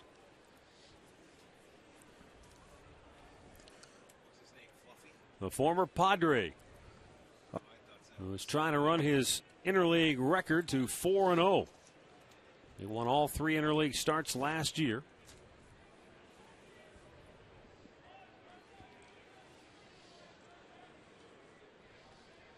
Well, again, you're trying to get another starter to give you 6 innings. And Kluber trying to do that tonight.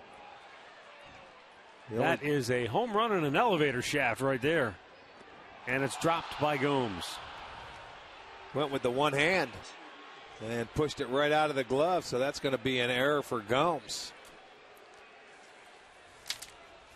You know, it looks routine and nonchalant, but there's one right there. You watch it come down. And he'll push it away one-handed. Easy play. Just hits in the glove and bounces out, and you're thinking, uh-oh. Well, it gives Alonso another chance. Singleton scored back in the 4th. And he strikes him out. Gomes hangs on to that one. And then promptly threw it into left field. He's probably a little irritated right now. You think? Well, get access to the best seats at the best prices for all 2014 games by becoming an Indian season ticket holder. Receive the lowest prices and access to Tribe Rewards. Log on to Indians.com. Half a dozen strikeouts for Kluber. And now Yasmani Grandal, who has swung the bat well here tonight. He singled in the 2nd inning, smashed one right up the middle, and then in the 4th, he roped a double down into the right field corner.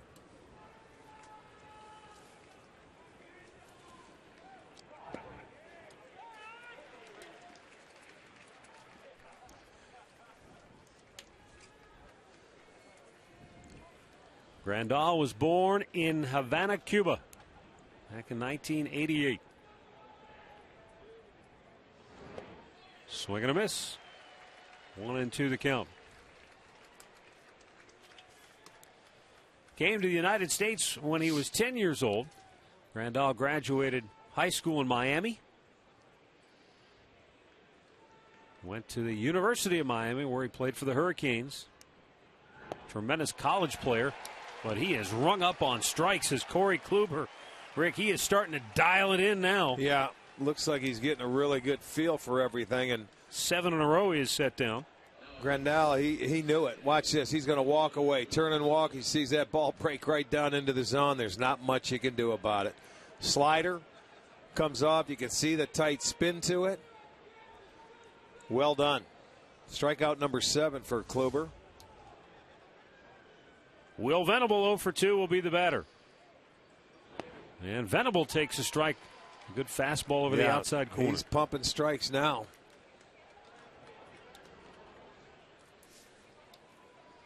We have seen in the past from Corey Kluber that he may have some rough spots. Sometimes it may be early in the game. He always seems to rebound. He's a guy who just has that steely resolve out on the mound. And he will not let a minor detour keep him from reaching that ultimate goal. 2-strike pitch. Breaking ball just missed. He went for another one over the outside corner, but it just missed away. Tried that same pitch that he got Grandal out on. Well, yeah, that got a little away. Started off the plate, just stayed out there.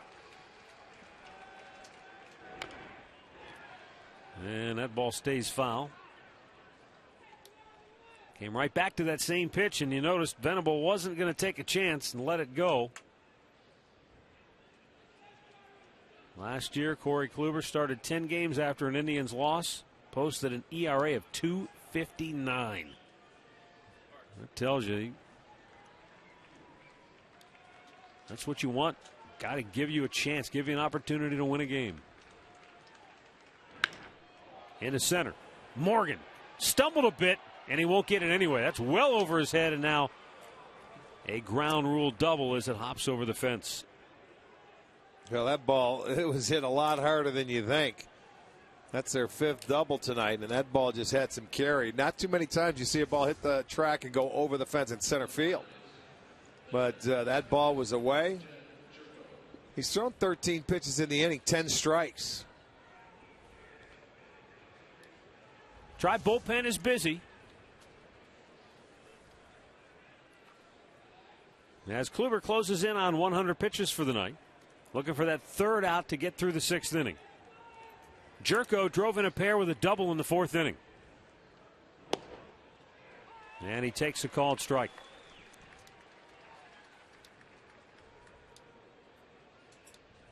You got to go a long way to beat a name like Jerko. Yeah. I mean, especially at WVU. They've had some pretty good names over the year.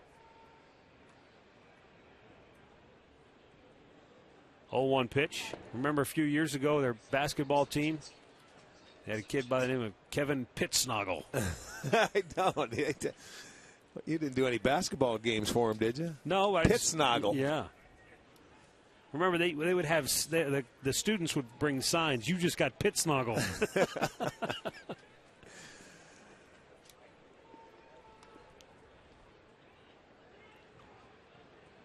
The 1-1 to Jerko. Fouled right back. And a count of ball and 2 strikes. Well, Jerko drove in the 2 runs for the Padres back in the 4th when he got a fastball up out over the plate on a full count. 65% strikes for Kluber.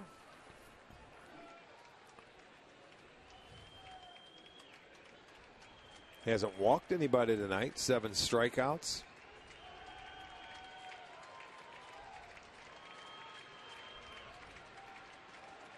And the 1-2. Hit in the hole and a base hit in the left field. Brantley charging hard. They're going to wave Venable home. Here's the throw to the plate. He is safe. And the Padres get another big hit from Jerko. He's driven in all 3 tonight. This one with 2 outs in the inning. And it cuts the Indians' lead to 6-3.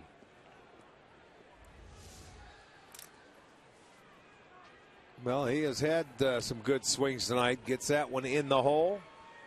Brantley coming all the way up and going to throw it in the air. He can't advance to second base, but with 2 outs, he's off and running on the crack of the bat and scores easily. So Jerko with 3 ribbies, San Diego with 3 on the board. They cut it in half. It's a 6-3 game. And you go back and look at his first at bat tonight when he struck out. He looked like a guy who was 2 for 22 to start the year. But in his last 2 at bats, he has not looked like a 2 for 22 hitter. No. He smoked that double in the 4th inning that drove in 2 runs. And that was a good piece of hitting right there, as you mentioned. So Jerko's driven in all 3 for San Diego. As Mickey Callaway goes out to talk with Kluber, who is searching for that final out of the inning. And this will be his last opportunity to get it, with the left-handed hitting Alexei Amaristo waiting on deck and the left-hander ready in the bullpen. Medica 0 for 2. He is grounded out, flied out.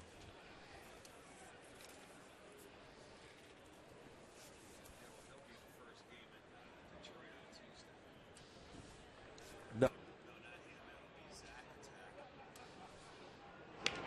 Fouled.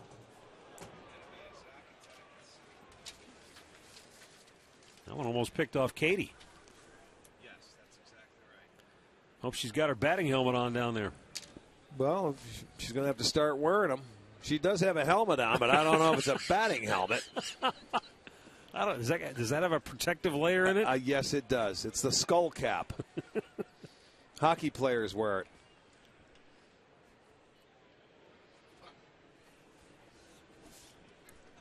The 0-1 pitch is a little bit low. You know, in all seriousness, they did a lot of work on a new cap for pitchers. Yes. That has a protective lining in it. But a lot of the guys who've taken a look at it and still uncomfortable. Yeah, they say they're not ready to be the first guy to go out there and wear it. So there might still need to be some tweaking done. Well, I'm sure they'll get it to where it has to be. Swing and a miss. Medica is down on the count, 1-2.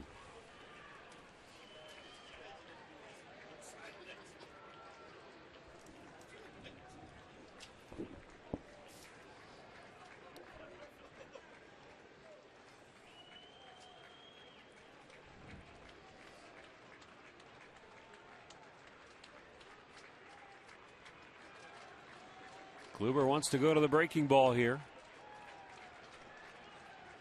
And he got him. Corey Kluber with his 8th strikeout of the night. Padres get a run back, but the Indians still lead it 6-3.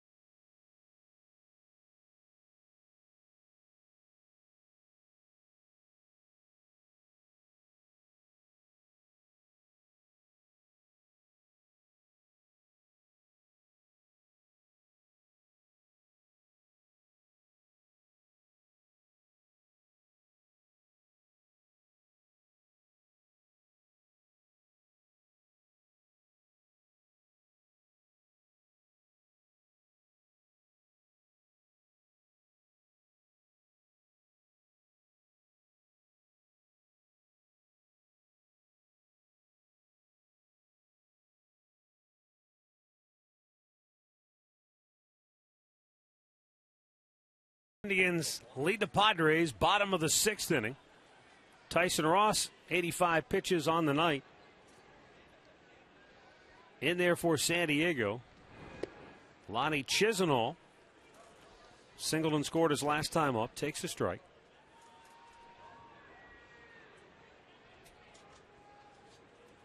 Ross has walked 5 on the night, and he's lucky that he's still in the game when you consider. Yes, he is. You walk 5, but he's a couple of key double plays have helped him keep the Indians off the board. They could have as many as 9, maybe 10 runs in this game. Well, he's walked 5 and only struck out 1, but you know, you look back on this whole thing, and the Indians, they scored 3 runs in the 3rd inning without a hit because he walked the first 2 and an error. That didn't help. And then he made one mistake on Murphy with a big 3-run homer, and that's what the Indians have done. It's not that they've hit him all over the ballpark. He's been his own worst enemy out there tonight. And you can see he's looking at his card right now, getting ready to match up his bullpen against the rest of this lineup. Talking to bench coach Dave Roberts, one-time Indian. Strike 3 called. Chisenhall out looking. Just the 2nd strikeout for Ross tonight.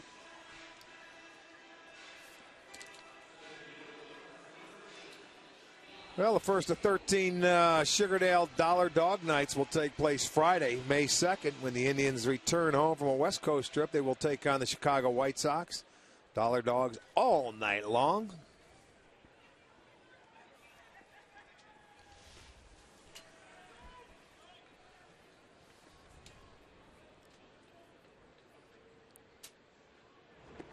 Yan Gomes takes the ball down low. Walked and scored in the third. Grounded out to third base back in the fourth inning.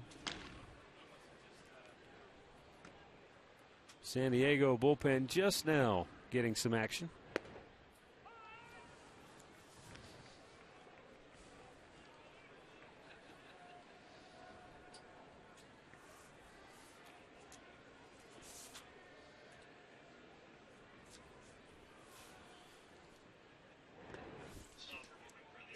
Two balls and a strike.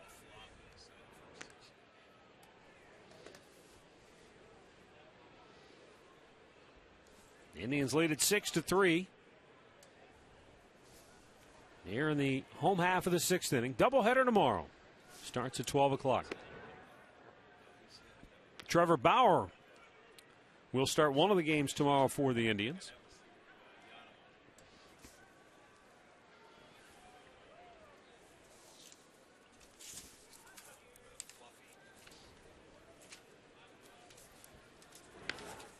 Gomes pops it near the line. Long run for Venable. He does. Can't get it. Fair ball. Up into the seats it goes.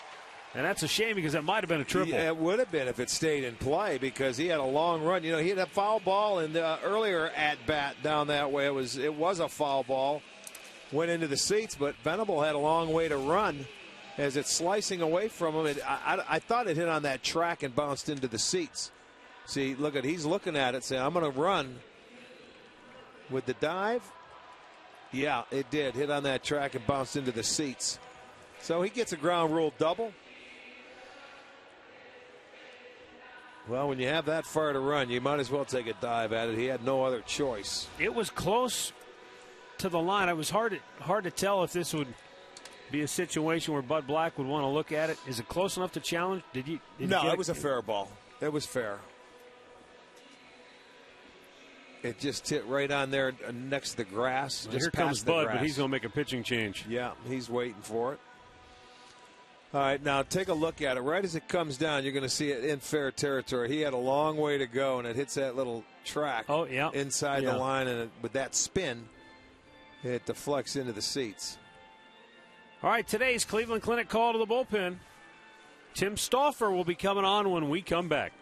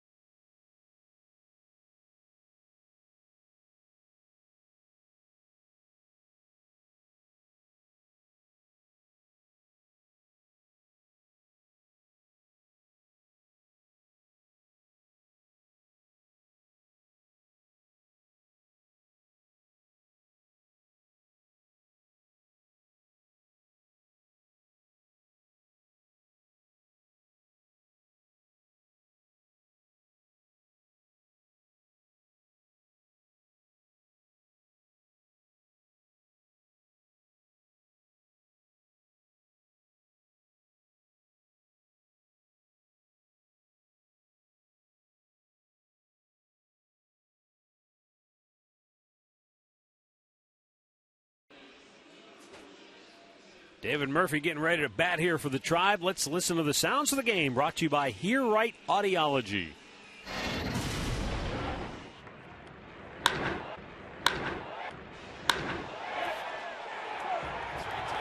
That is called barreling one up. 3-1 count, looking for the fastball, got the fastball, and did some damage. Good swing, 3-run homer. That's the difference in the game right now. And Murphy bats here with a runner in scoring position and 1 out against Tim Stauffer, right-hander, on for the 3rd time this year. 3 scoreless innings under his belt. He's the longest tenured Padre. This is his 11th season with the club, and 8 of them with the major league team. Murphy drives one to center. Amarista back. He won't get it. Coming around third, Gomes scores. Murphy into second base with an RBI double. So 1 game after getting 4 hits, he has 4 runs batted in. Well, ball jumping off his bat. He smoked that pitch, and he wasn't going to spot Stauffer anything. He jumped on it and hit it straight away center field over the head of Amarista, and he knew he hit it well. He's just going to keep going back. Drives in another run. So Gomes and Murphy have scored 4 of the 7 runs.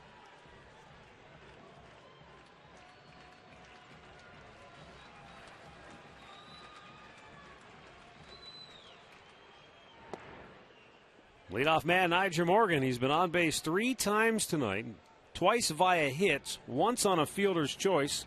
Picked up the RBI on that fielder's choice. Also came around to score in that 3rd inning. He has swiped the bag tonight. And all in all, he's done a fantastic job filling in for the injured Michael Bourne. And he rips it into right field, a base hit. They're going to wave Murphy around. Venable's throw is cut off.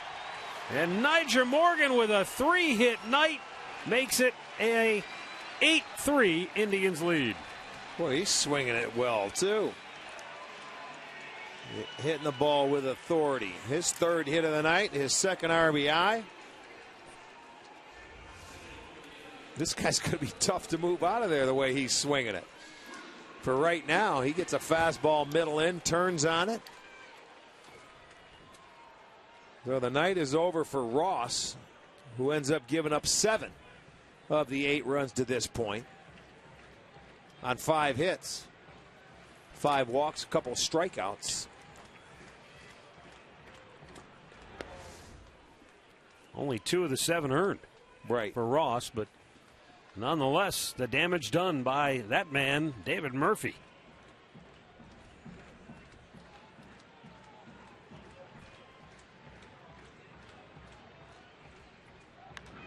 Nick Swisher pops it up. And the shortstop Cabrera makes the catch. 2 down.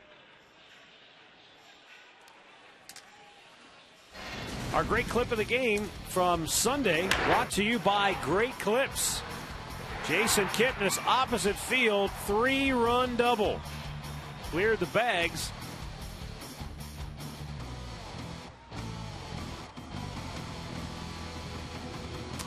All 3 of his RBI coming into tonight. He picked up RBI number 4 on the year with a sac fly in the 3rd here this evening. He's also walked twice. Ground ball right at the second baseman, Jerko, and the inning is over.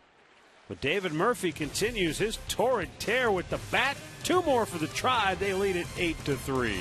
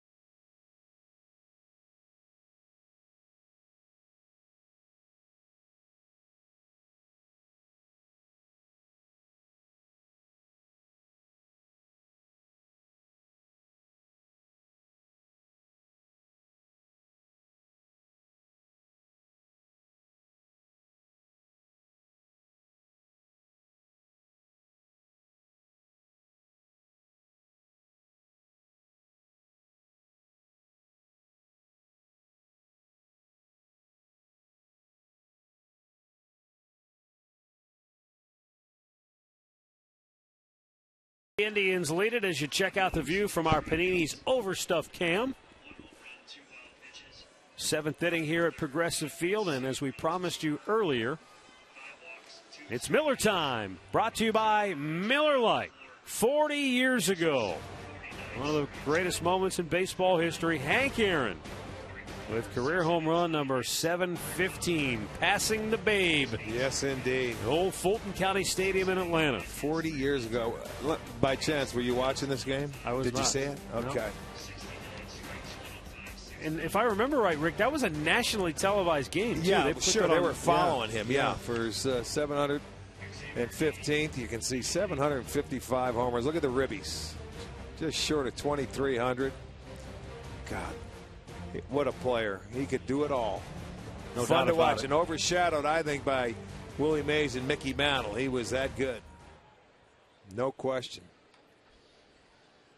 And just a great person to sit Yeah, down and human. talk to. When he came here for the 95 World Series, it was a joy just to hang out and listen to him talk, ask him questions. He was a giant Browns fan. I was going to say, he's a huge diehard. Browns Yes, fan. he Yeah. is. Not a lot of people know that, but Yeah. he is.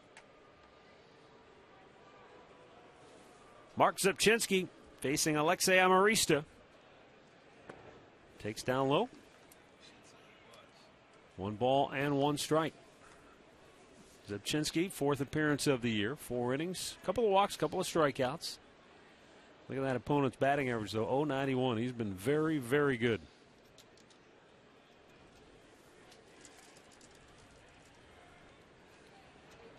Swing and a miss. Tell you, all in all, Rick, though, the Indians, what they were looking for from a starter, they got tonight from Corey Kluber.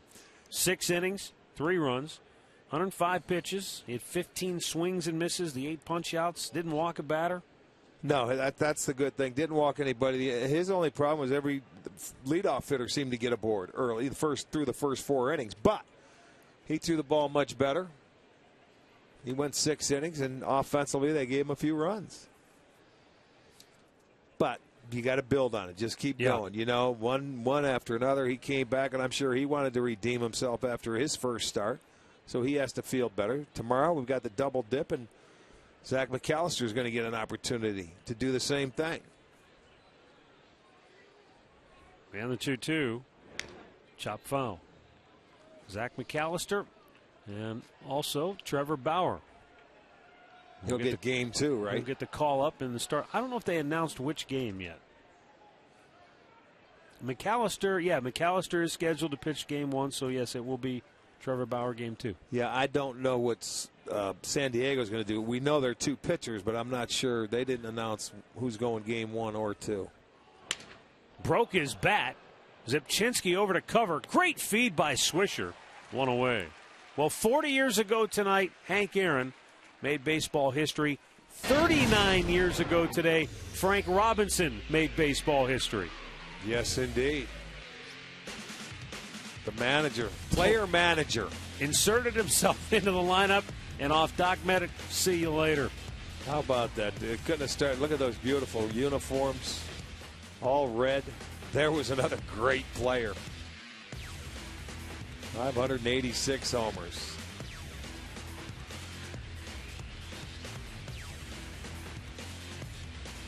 And he still had some playing ability left. Yes, he at did. that point in his career.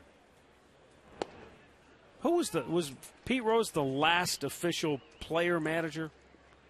To my knowledge, that yes, was because probably I in the think 80s, Frank, late 80s. Yeah, it was. That was probably 88, maybe. Because he got the big hit to pass Ty Cobb in 85, and I think it was not long after that he probably became player manager. Think anybody could do it now? Is it just too demanding, too many different things going on? Yes, I think so. Manager has to spend most of his time with the media and going through a lot of other things.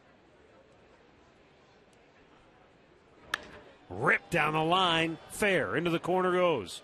Murphy to chase it out. And into second base, Everett Cabrera with his 3rd double of the night. He's a double machine. Time now for a Mazda game break. Back to the studios. Here's Al.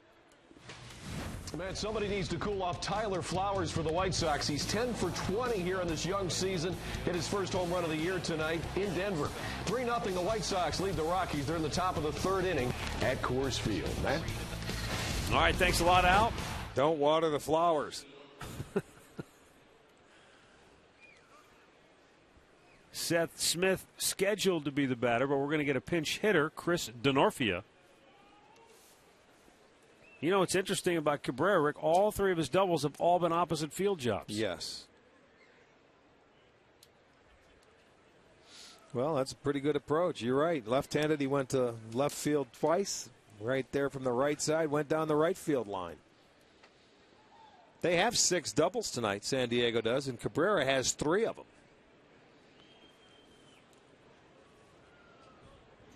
Denorfia pinch hitting for Seth Smith now. Smith was 0 for 3, bounced in front of the plate. Gomes with a good block.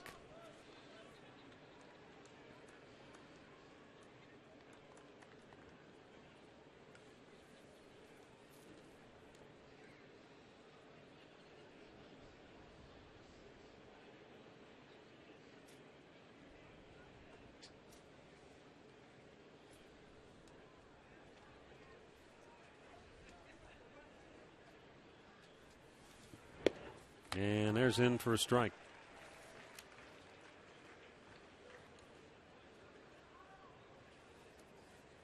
It's the 38th time in Padre history that a player has had 3 doubles in a game. Bet you Tony Gwynn's done it a number of times. Oh, he's got to be on that list. The last time it was done was Yonder Alonso last year.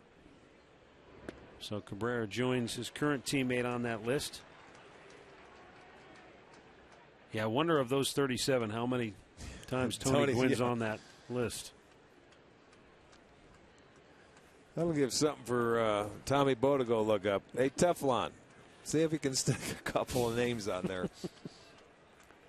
Well, he only hit 543 doubles in his career. Swing and a miss. Denorfia strikes out. 2 down in the inning.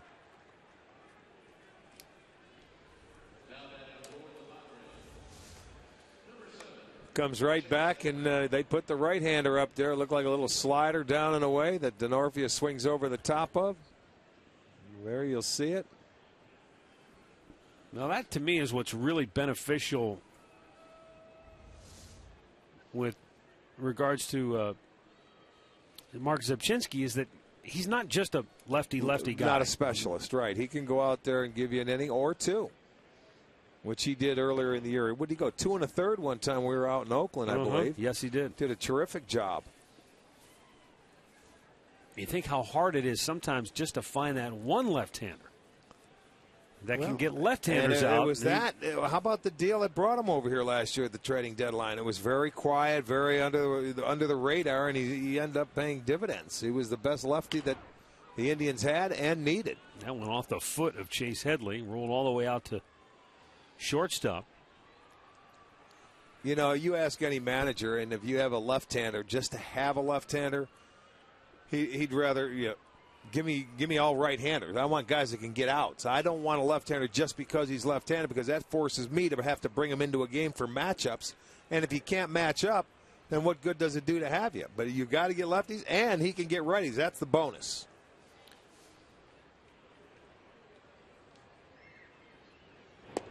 You know, I think back to Tony Sipp early in his career when he got to the big leagues with the Indians. He was not a matchup lefty. He could get right-handers out. But, boy, he struggled to just maintain that level of consistency and ultimately went to Arizona. And then he was with the Padres in spring training. He was an invite. Popped in the air, right field. Murphy, a long run near the line, running out of real estate, makes the catch. A terrific play defensively by David Murphy with that wall coming up in a hurry. He makes the grab. Padres strand another runner in scoring position. It's an 8-3 Indians lead.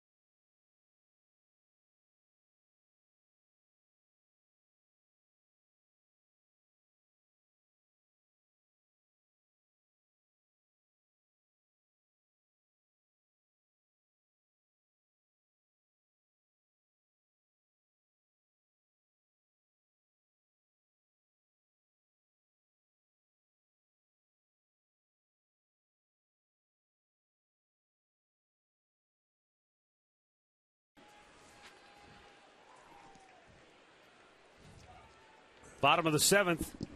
Xavier Nady is now in the ballgame in left. Will Venable goes from right to center.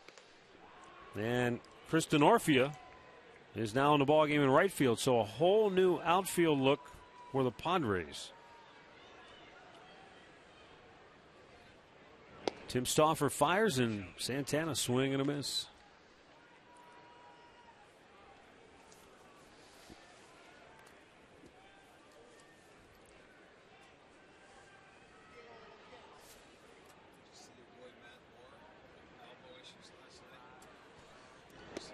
A little bit low. 2-1 to count for Santana, who banged into a double play. He's also walked tonight. Josh Outman getting loose. Santana takes, and it's 2-2.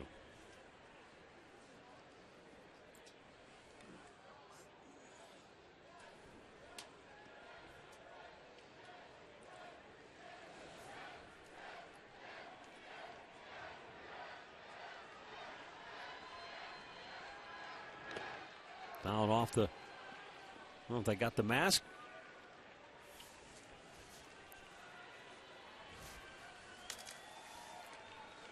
Well, it took a pretty high bounce wherever it hit. Yes, it did. Direct sure hit. It did.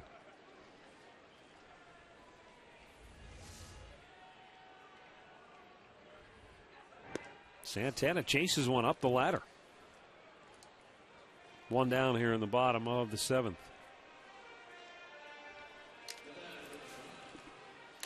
Up comes Michael Brantley, who is 0 for 3 tonight.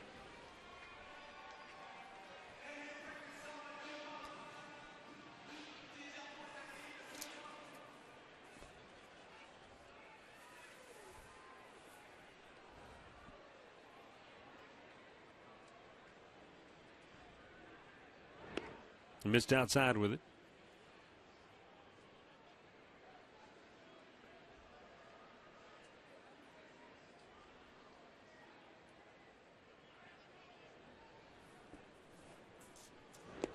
Down low.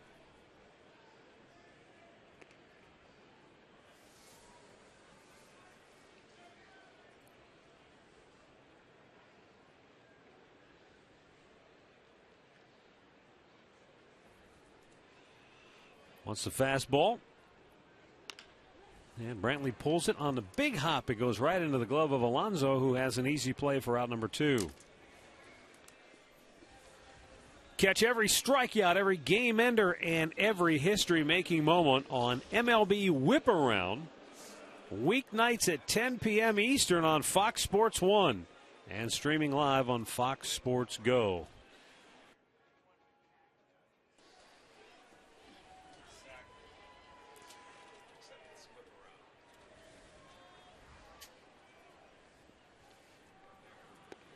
Breaking ball down low as Dribble Cabrera is 0 for 3 on the night.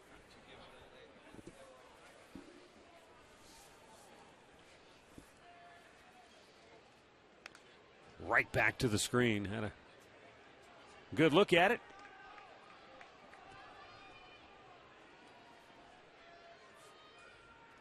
Cabrera 3 out of 22 to start the year.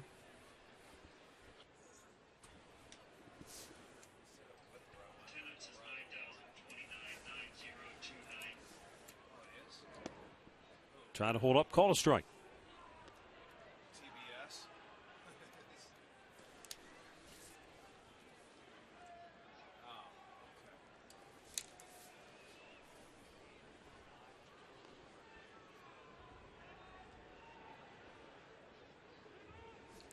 Time called. 9,029 the official attendance tonight.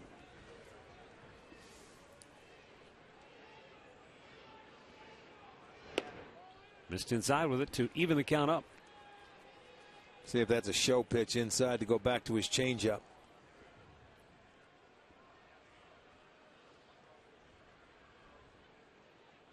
Fastball away. Coming back in. Doubled up.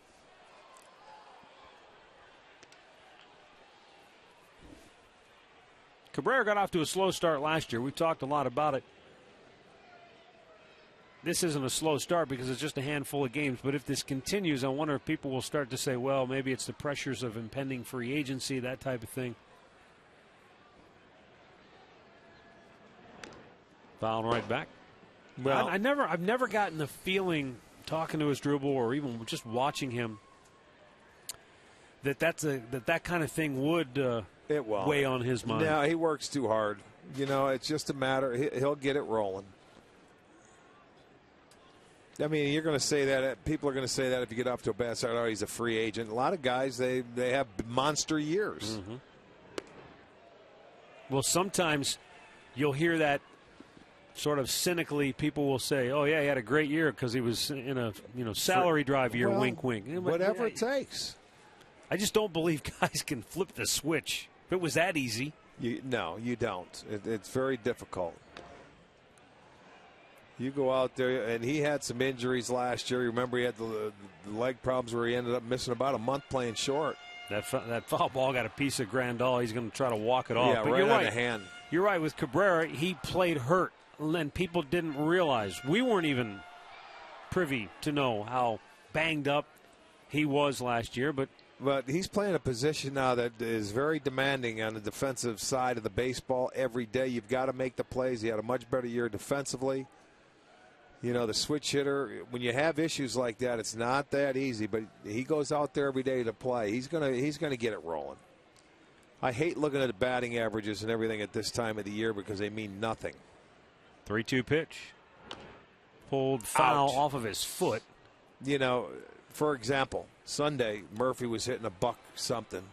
He goes 4 for 5. He goes up to 316, and then the next day he's get 2 hits. He's probably hitting 400 now. Well, not only that, Rick, but look no further than New York, where the young man, I'm not sure his first name, Solarte. Yeah, he's among the league leaders in batting average. He's been with a number of different organizations, but he's just never had a chance to get to the big leagues. He's the toast of the town in New York a week and a half into the season. Yeah, give it some time. Pulled to first. Alonso goes to the bag. Indians go 1-2-3 for just the second time tonight. They lead it 8-3.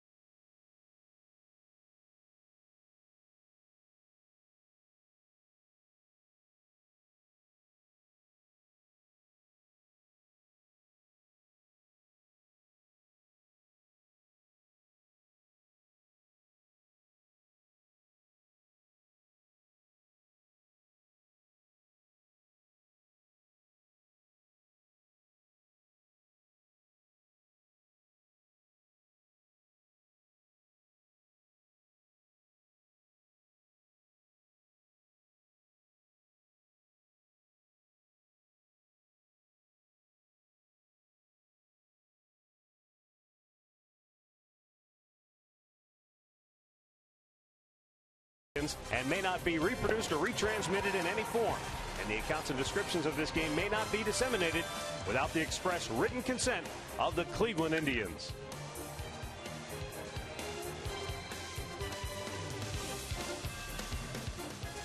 Stay tuned for Indians Live, brought to you by Conrad's Tire Express and Total Car Care. It's coming up right after the ball game here on Sports Time Ohio. 8th inning. Heart of the order due up for San Diego. And the Tribe goes back to the bullpen for another left-hander. This time it's Josh Outman. Josh on for the 4th time this year. 2 2/3 innings. Couple of walks, 3 strikeouts.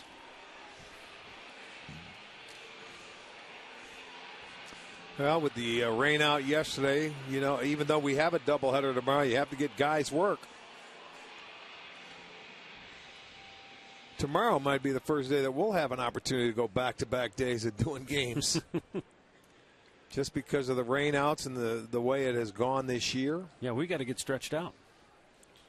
Yeah, we've got to work on our A game as well. But I think they know that at home while listening to us. Been 8 years, I don't know. How much more they can listen to? How much more do we need?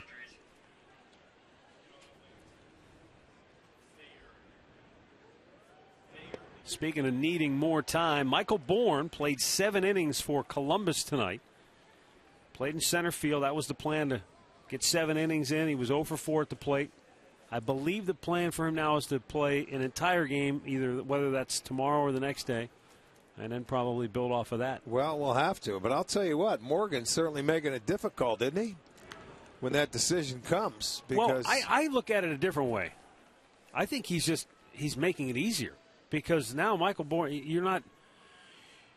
I see. You what resist you're the temptation of saying, "Is he ready yet? Is he ready yet?" Let him take your time. A hamstring, you can't rush that back and then hurt it again. Right. I'm looking at it this way. This guy's out there. He's getting base hits. He's getting on base. Yep. There is no worry. So give him some more time. I agree with that. Morgan went to camp in Arizona. He kind of shelved the alter ego and all that's in good fun. But he realized that, hey, I've got to come and make this team as a baseball player. And you know what? He worked his tail off from day one. Had a little setback because of a leg injury. Yeah, he had to deal with his own injury in spring training that could have cost him. I mean, when you're coming in looking for a job, the last thing you want to have happen is to miss any time. Well, what you do, you probably end up playing through it more so than not. But he didn't, and Terry talked him into, you take your rest, and you'll be back. And that's a credit, too, to the Indians training staff and James Quinlan and Jeff Desjardins, Michael Salazar. I mean, those guys, it's not easy. These are pro athletes. They want to play. But they have their best interest at heart and say, hey, look, you need to just give us a couple days. Let it rest. Let it quiet down. Otherwise, you're just going to go out there and hurt yourself, and you're not going to give yourself an opportunity to make the club. So it all worked out. And he's making the most of his opportunity as Nigel Morgan. 3-2 pitch. High fly ball. Murphy drifting back. And a right fielder is there. 1 away. Nigel Morgan tonight has 3 hits. All 3 of them singles. Couple of runs batted in. Run scored. Stolen base. He's been very good at the top of the order. Getting on and getting things started. Yeah, base hit away. 1 up the middle and 1 to right. So you pick what field you want. He's got 3 hits. 1 to each outfield position.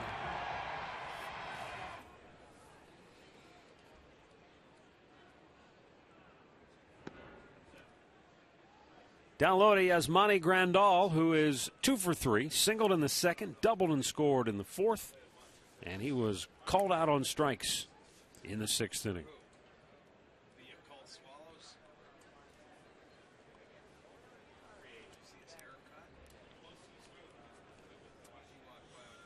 A little bit outside for ball 1.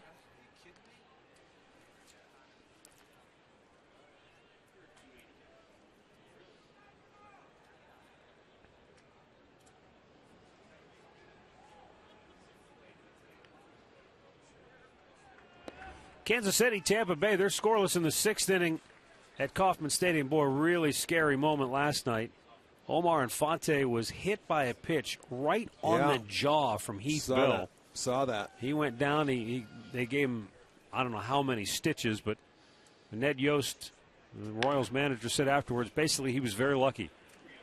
And Heath Bell, who had been a teammate of Omar Infante when the two were in Miami together, he mentioned afterwards that his thoughts and prayers were with him. He said, I was trying to throw a 2-seamer and it just ran away up and in. And he said it's the last thing you want to have happen in that situation. But hopefully Infante will be okay. You don't know how long he'll be shelved with that kind of an injury. Right. if there is a good news, it was that Nick Kenny, one-time Indians trainer, he said afterwards there was no concussion, at least not initially. Nice up bunt. the line, and nice Josh bunt. Allman just could not come up with it cleanly. Well, he tried to field it with his glove, and it was pretty much stopped. He might have had a better chance with the bare hand. I'd have to look at it again, but he whiffed at it with the glove. It was a great bunt. That's one where you go barehanded because it's not going hard enough, and I think he might have taken his eye off it a little too quickly. But you barehand that ball, get your feet set, and throw it. He didn't field it cleanly. It was still a very good bunt. So back-to-back singles, and I think Altman's night's going to be over because here comes Terry Francona. So we've got a timeout as Cody Allen. He gets that hat wet, and he's coming in for action, and he's coming in with the Padres making some noise with 2 on, 1 out here in the 8th.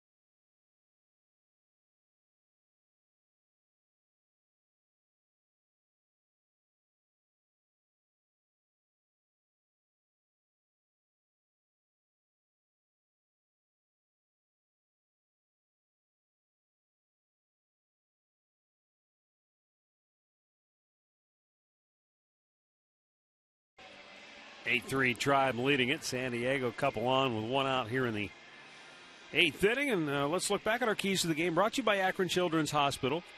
Kluber pitched deep. Well, gave you a quality start, 6 innings, 3 runs allowed. And then play from in front. The Indians got out to the early lead, and they have added to it. With 3-0 lead without getting a hit. So that certainly helped. At least you get that lead and you play from in front, and it's a lot easier.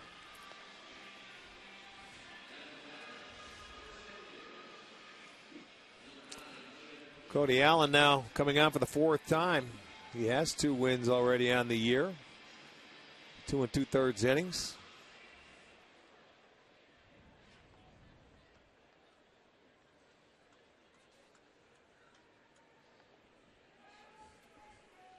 He'll be facing public enemy number 1. Yeah. Jed Jerko has driven in all 3 San Diego runs tonight.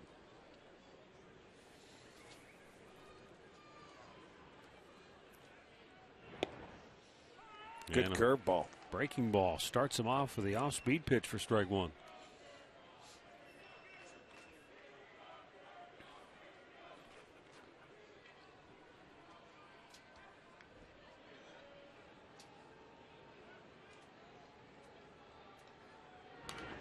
Got inside on him, fouled it right back.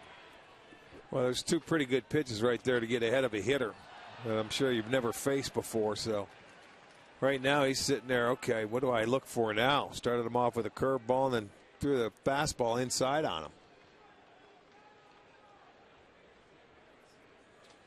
Yeah, he's got Jerko thinking, well, where's he going next?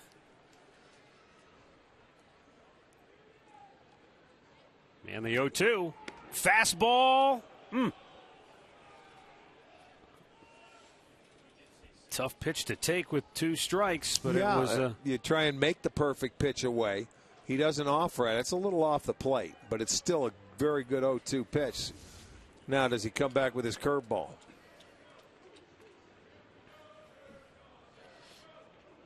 Yep. Breaking ball, got him. That was wicked. Second strikeout in the inning. Well, after you throw that fastball, that was a very good sequence by Cody Allen. I mean, you come back and you throw an 0-2 fastball just off the dish. A hitter, you got to look for it. Then you come back with Uncle Charlie right there, and there's not much you can do as a hitter, a feeble swing, because you have to protect, and that's a good curveball that he has. When he has both his pitches in a game, very few hitters are going to get a hit because he's awfully tough.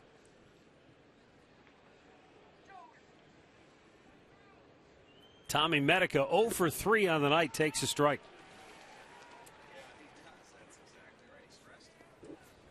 When was the first time you heard someone use the Lord Charles reference? Back in the 70s, maybe. Because somebody was trying to tell me that the first time that was coined in reference to Doc Gooden's curveball. And Doc Gooden didn't start pitching until the mid-'80s. 80s, right. No, it was around before then. He did have a nasty hook. Yeah, there's to go along with yellow, an unbelievable yellow fastball. hammer. Yeah, you know, there's a lot of different sayings for the curveball. Lord Charles, Uncle Charlie. You know, it's just a matter of what area you want to go into. Wonder what Bert called his. We might not want to know. Well, his was as good. Well, that's, you know what? We'll have to ask him when we go to Minnesota. Bert Blyleven might have had one of the best curveballs in the history of the game.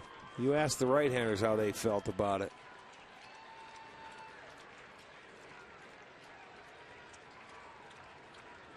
Two on, two out. 1-2 pitch from Cody Allen. And there it is, another curveball, but he got a piece of it to stay alive. Good job to stay alive.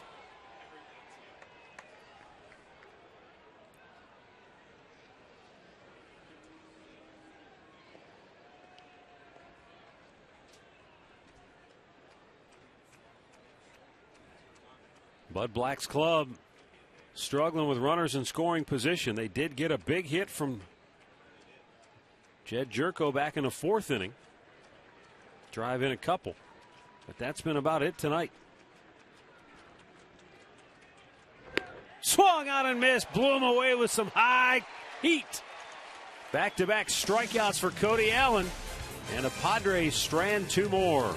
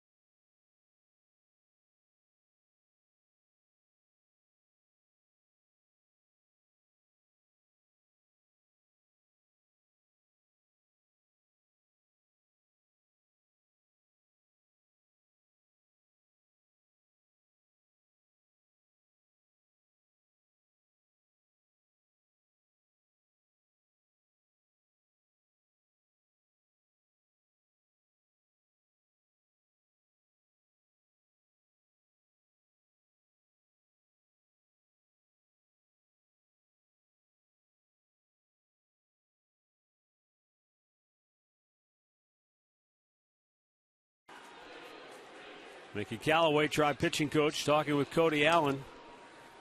You can see him specifically talking about that fastball curveball combination he had. He had his A stuff tonight, no question. Yes, he did. Good bite to it. Now, whether they were working on that in the bullpen, who knows? But I'll tell you what, he had a good curveball tonight. He's always got a good fastball.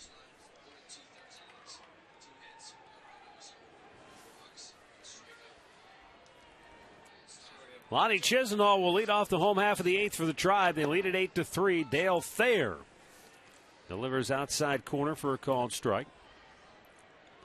Thayer's 5th appearance already this year, and this is game 7. Mini Goose. Wow. Goose Thayer. Swung on and missed. That's impressive. Goose Gossett, he went from the Yankees. He ended up pitching at San Diego. That's right. In fact, wasn't he on that 84 team? Yes, he was. Went to the World Series, but lost to the Tigers.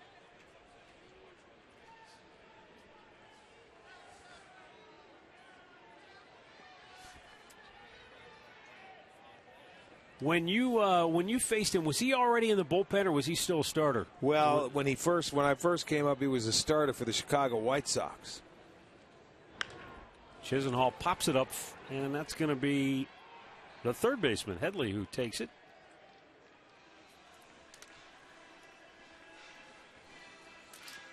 Box score, in-game box score, brought to you by your local Hyundai dealers. Nyjer Morgan, 3 hits at the top of the order. Look at all those zeros in the middle. You wouldn't think with all that the Indians were having a night they are, but David Murphy is having a big night with 4 driven in. And the Indians lead it 8-3.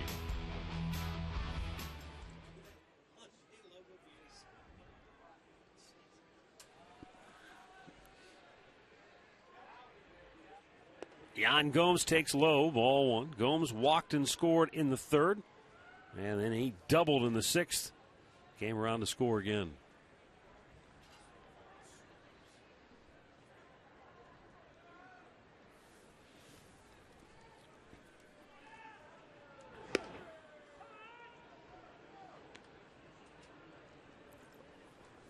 Oh, the reason I was asking you about Goose, I always wondered why they made the move. Was he just not as effective as a starter as he became? Well, he threw as hard as you can throw, and he was all over the place, a lot like another reliever they had, too, Terry Forrester, back in those days. He was a left-hander that spent a lot of time in the big leagues. And, you know, usually back then if you weren't good enough to start, they put you out of the bullpen. And then, you know, Raleigh Fingers and those guys came around where they started to change. Where they were pitching, you know, 3 innings for saves and things like that. He could go out there and had great stuff. You know, and you just harness yourself. And it was just, I guess, right place at the right time. And he always had good stuff. And he seemed a little intimidating. Well, big old burly guy with that mustache. And well, that was an act for everybody. How about the Mad Hungarian? Yeah. There's a gapper. And Yan Gomes with his 2nd hit of the night.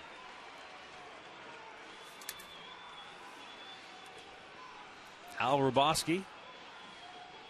We got a chance to visit with him. Well, he was a littler guy, though, compared, you know. There's a good pitch down in the zone, but Gomes a very good low ball hitter. Boy, he goes and picks that one up and hits a little, slices a 4-iron into right center. Once again, the Indians starting to pile up the hits. 8 now on the night. David Murphy has 2 of them. 3-run homer, RBI double. He has scored 3 times.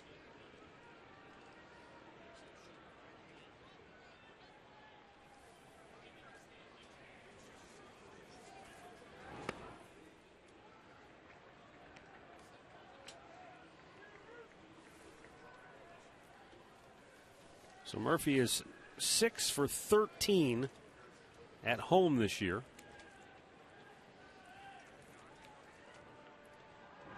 Down and in. And let's see, what was he?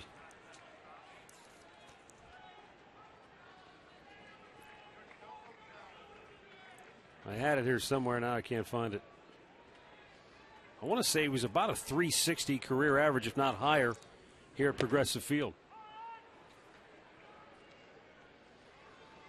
Well, he hit the 3-1 pitch earlier tonight for the 3-run homer back in the 4th. He's got a 3-1 count now, and he's been swinging it well. See if he gets something he likes.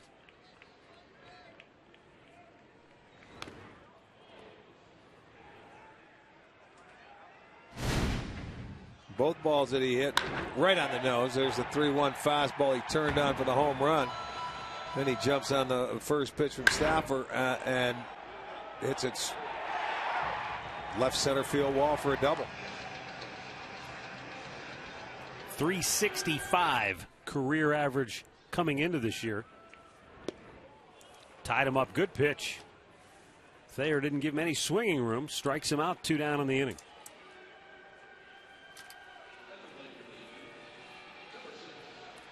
Top of the order, Nyjer Morgan.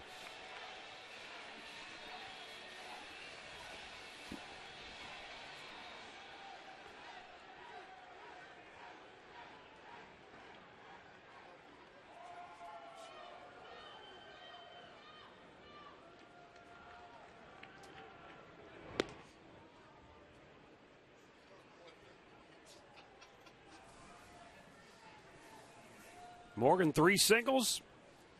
Stolen base, run scored, couple of runs batted in.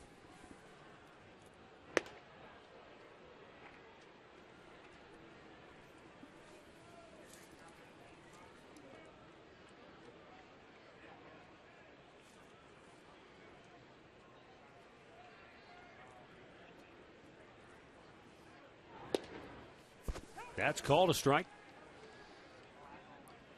And Morgan down on the count, 1-2.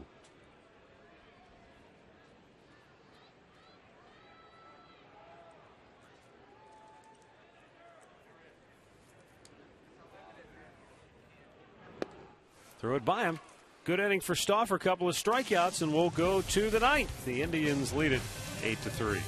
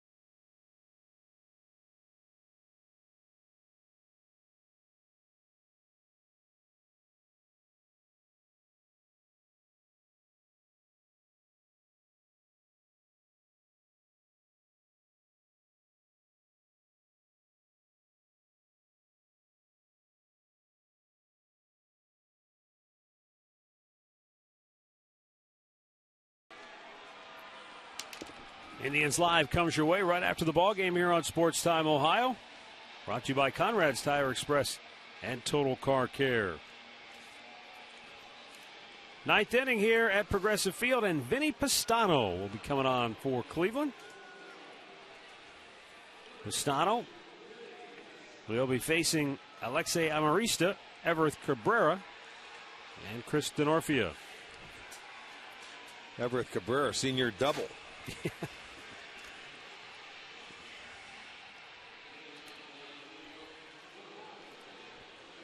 Pistano.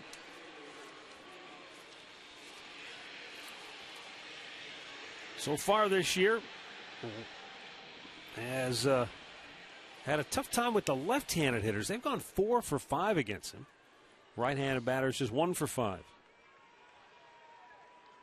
And 2 of the 3 this inning will be batting from the left side. Oh, I forgot. My mistake. Amarista not in the game anymore as Xavier Nady came on defensively. So he gets the right-handed batter, Nady, and then the switch hitter, Cabrera, and then Denorfia. So 2 out of the 3 right-handed hitters. In there for a strike.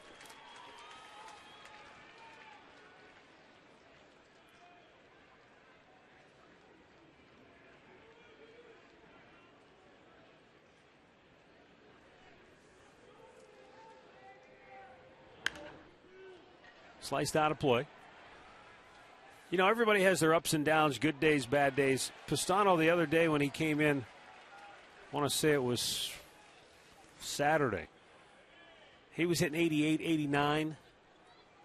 But he's got a little more life on that fastball here tonight. And a lot of times it's not the radar, but the hitters that will ultimately tell you how your stuff is playing. That one is gapped deep left center and gone. Well, that came off a slider to the right-hander, and Nady put a heck of a swing on that one. So one swing, they get one on the board, make it an 8-4 game. First home run of the year for Xavier Nady. Check this slider, flat, middle, you know, and you can see why. The location.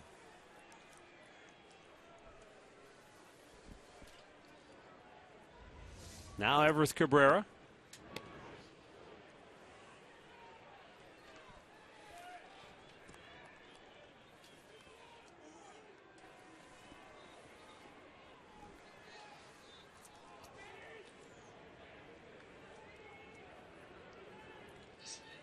You know, Rick, it's interesting when you think back to the conversation with regards to Pistano.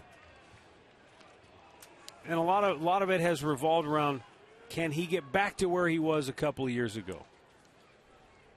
Well, I guess you have to think about, what if he's not the same pitcher? I mean, what if, stuff-wise or velocity-wise, everybody changes and evolves, and velocity usually doesn't go up. It starts to trickle down, and so it might just be a case where he's kind of in this in-between transition state. period? Yeah, exactly, where he's kind of reinventing himself as a late-inning reliever. For sure the velocity's not where it was 2 years ago. Last year you had some issues, and the velocity's down. It's still 88, 89, 90.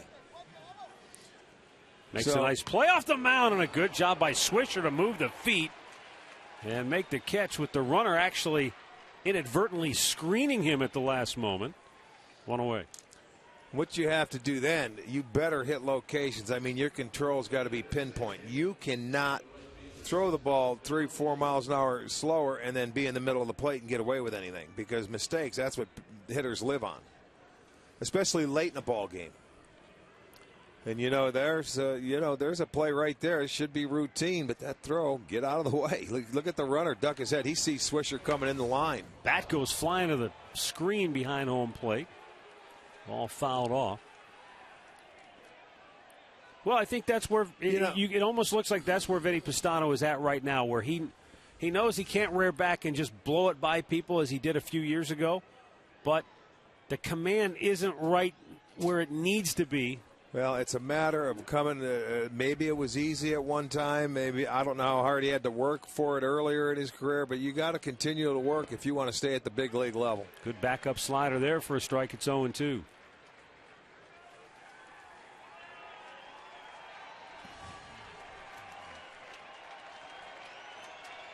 Chris Denorfia, second at bat of the night, checked, and it was low and away.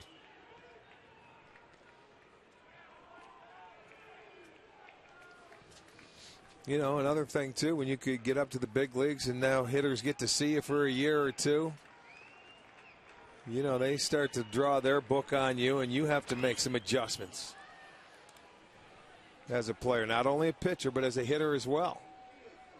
I told you I was watching some of the Yankee game earlier today when they were playing Baltimore. David Cohen was saying that, today with all of the video and all of the advanced scouting and analytics, they get a book on you a lot faster than they used to, yes, don't they? They sure do. There's a pretty good drive to deep right. Murphy back on the track. He can't make the play. It's up against the wall. And Denorfia is going to hit second. He's going to turn and go to third, and he's in standing with a one-out triple.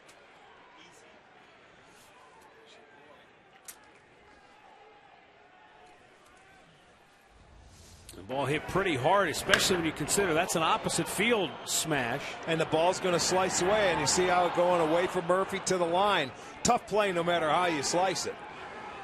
And he ends up diving for it, and then you've got a break, and you just don't. He just misses that ball. So it deflects off the wall. That'll go as a triple, so a home run and a triple in the inning.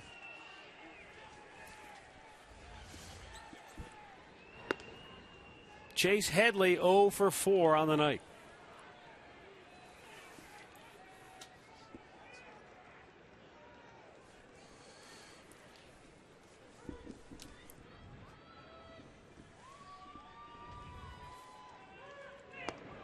Down and in. One more base runner from this being a save situation as John Axford is up in the Indians bullpen. It was an 8-3 Tribe lead before the homer by Nady, and now the triple by DeNorfia. Good breaking ball in for a strike.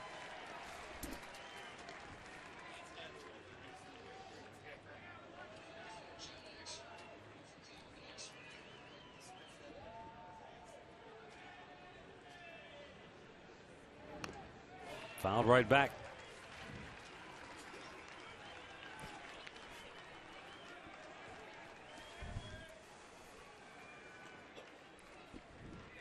So a 2-2 count with 1 on 1 out here in the ninth. And the Indians leading it by 4. There's Terry Francona and Brad Mills look on here. Pulls it foul.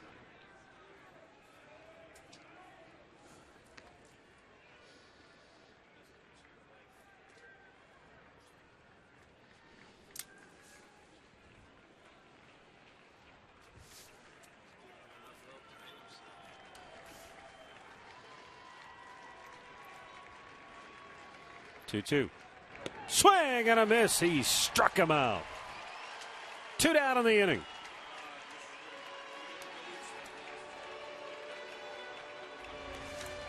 Comes down and in with that breaking ball. Started it right in on a plate. That might have been just a straight fastball, huh? It looked like it ran in on him a little bit. That's why I thought it was a slider, but that ball had a little run to it.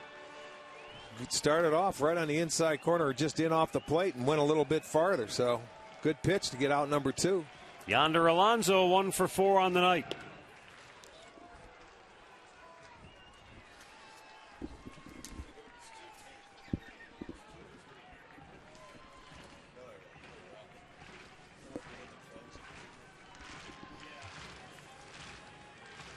Castano takes aim. He fires in over the outside corner. There's the off-speed pitch. And well located to get ahead, or to even the count, I should say, 1-1. Just over 20 pitches in the inning for Pistano.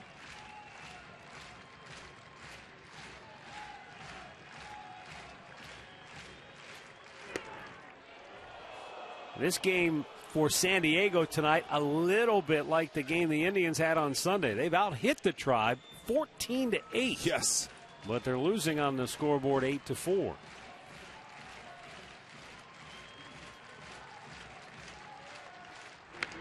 Ground ball towards first. Swisher has it. Kicks off his glove.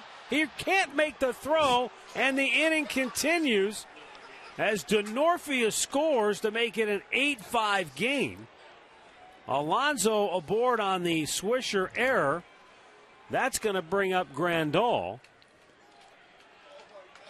And the tying run gets to the on-deck circle now for San Diego. Boy, oh boy, it's been a sloppy night defensively. This is a routine play here.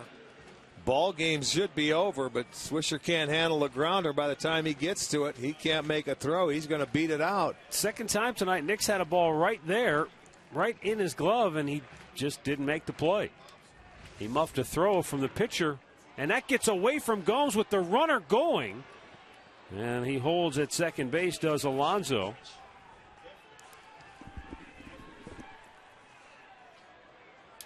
John Axford ready in the Tribe bullpen.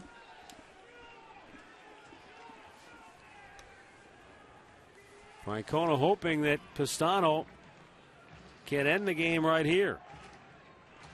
It should be over.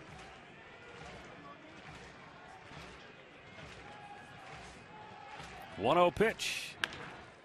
Big bouncer. It's in the hole. A base hit. Here comes Alonso. He's going to score. And oh boy. 3 runs here in the 9th for the Padres. Grandal is now at first. Will Venable will be coming to the plate. He will be the tying run. And that is going to be it for Pistano, as Terry Francona is going to have to bring on his closer, John Axford, now in a white knuckler. So Pistano yielding a home run and a triple, but had 2 outs. And the ground ball gets away from Swisher. And so this ball game continues. We've got a timeout. We'll be right back.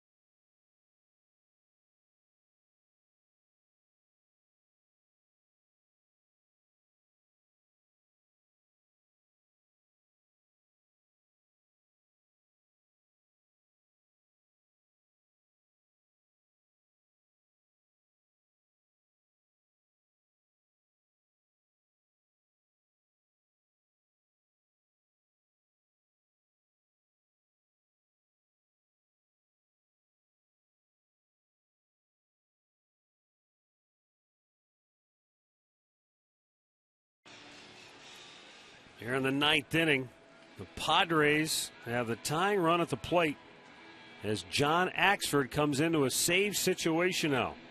It was an 8-3 Indians lead when the inning began, but San Diego has plated 3 runs, and now Axford comes in with a game on the line. He's a 2 for 2 in save situations.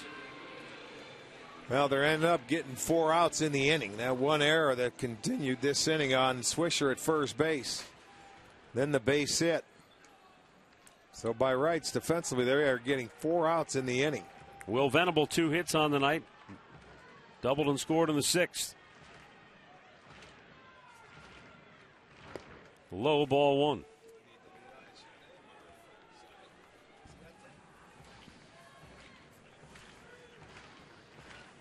Venable pretty good numbers against Axford. 3 out of 5.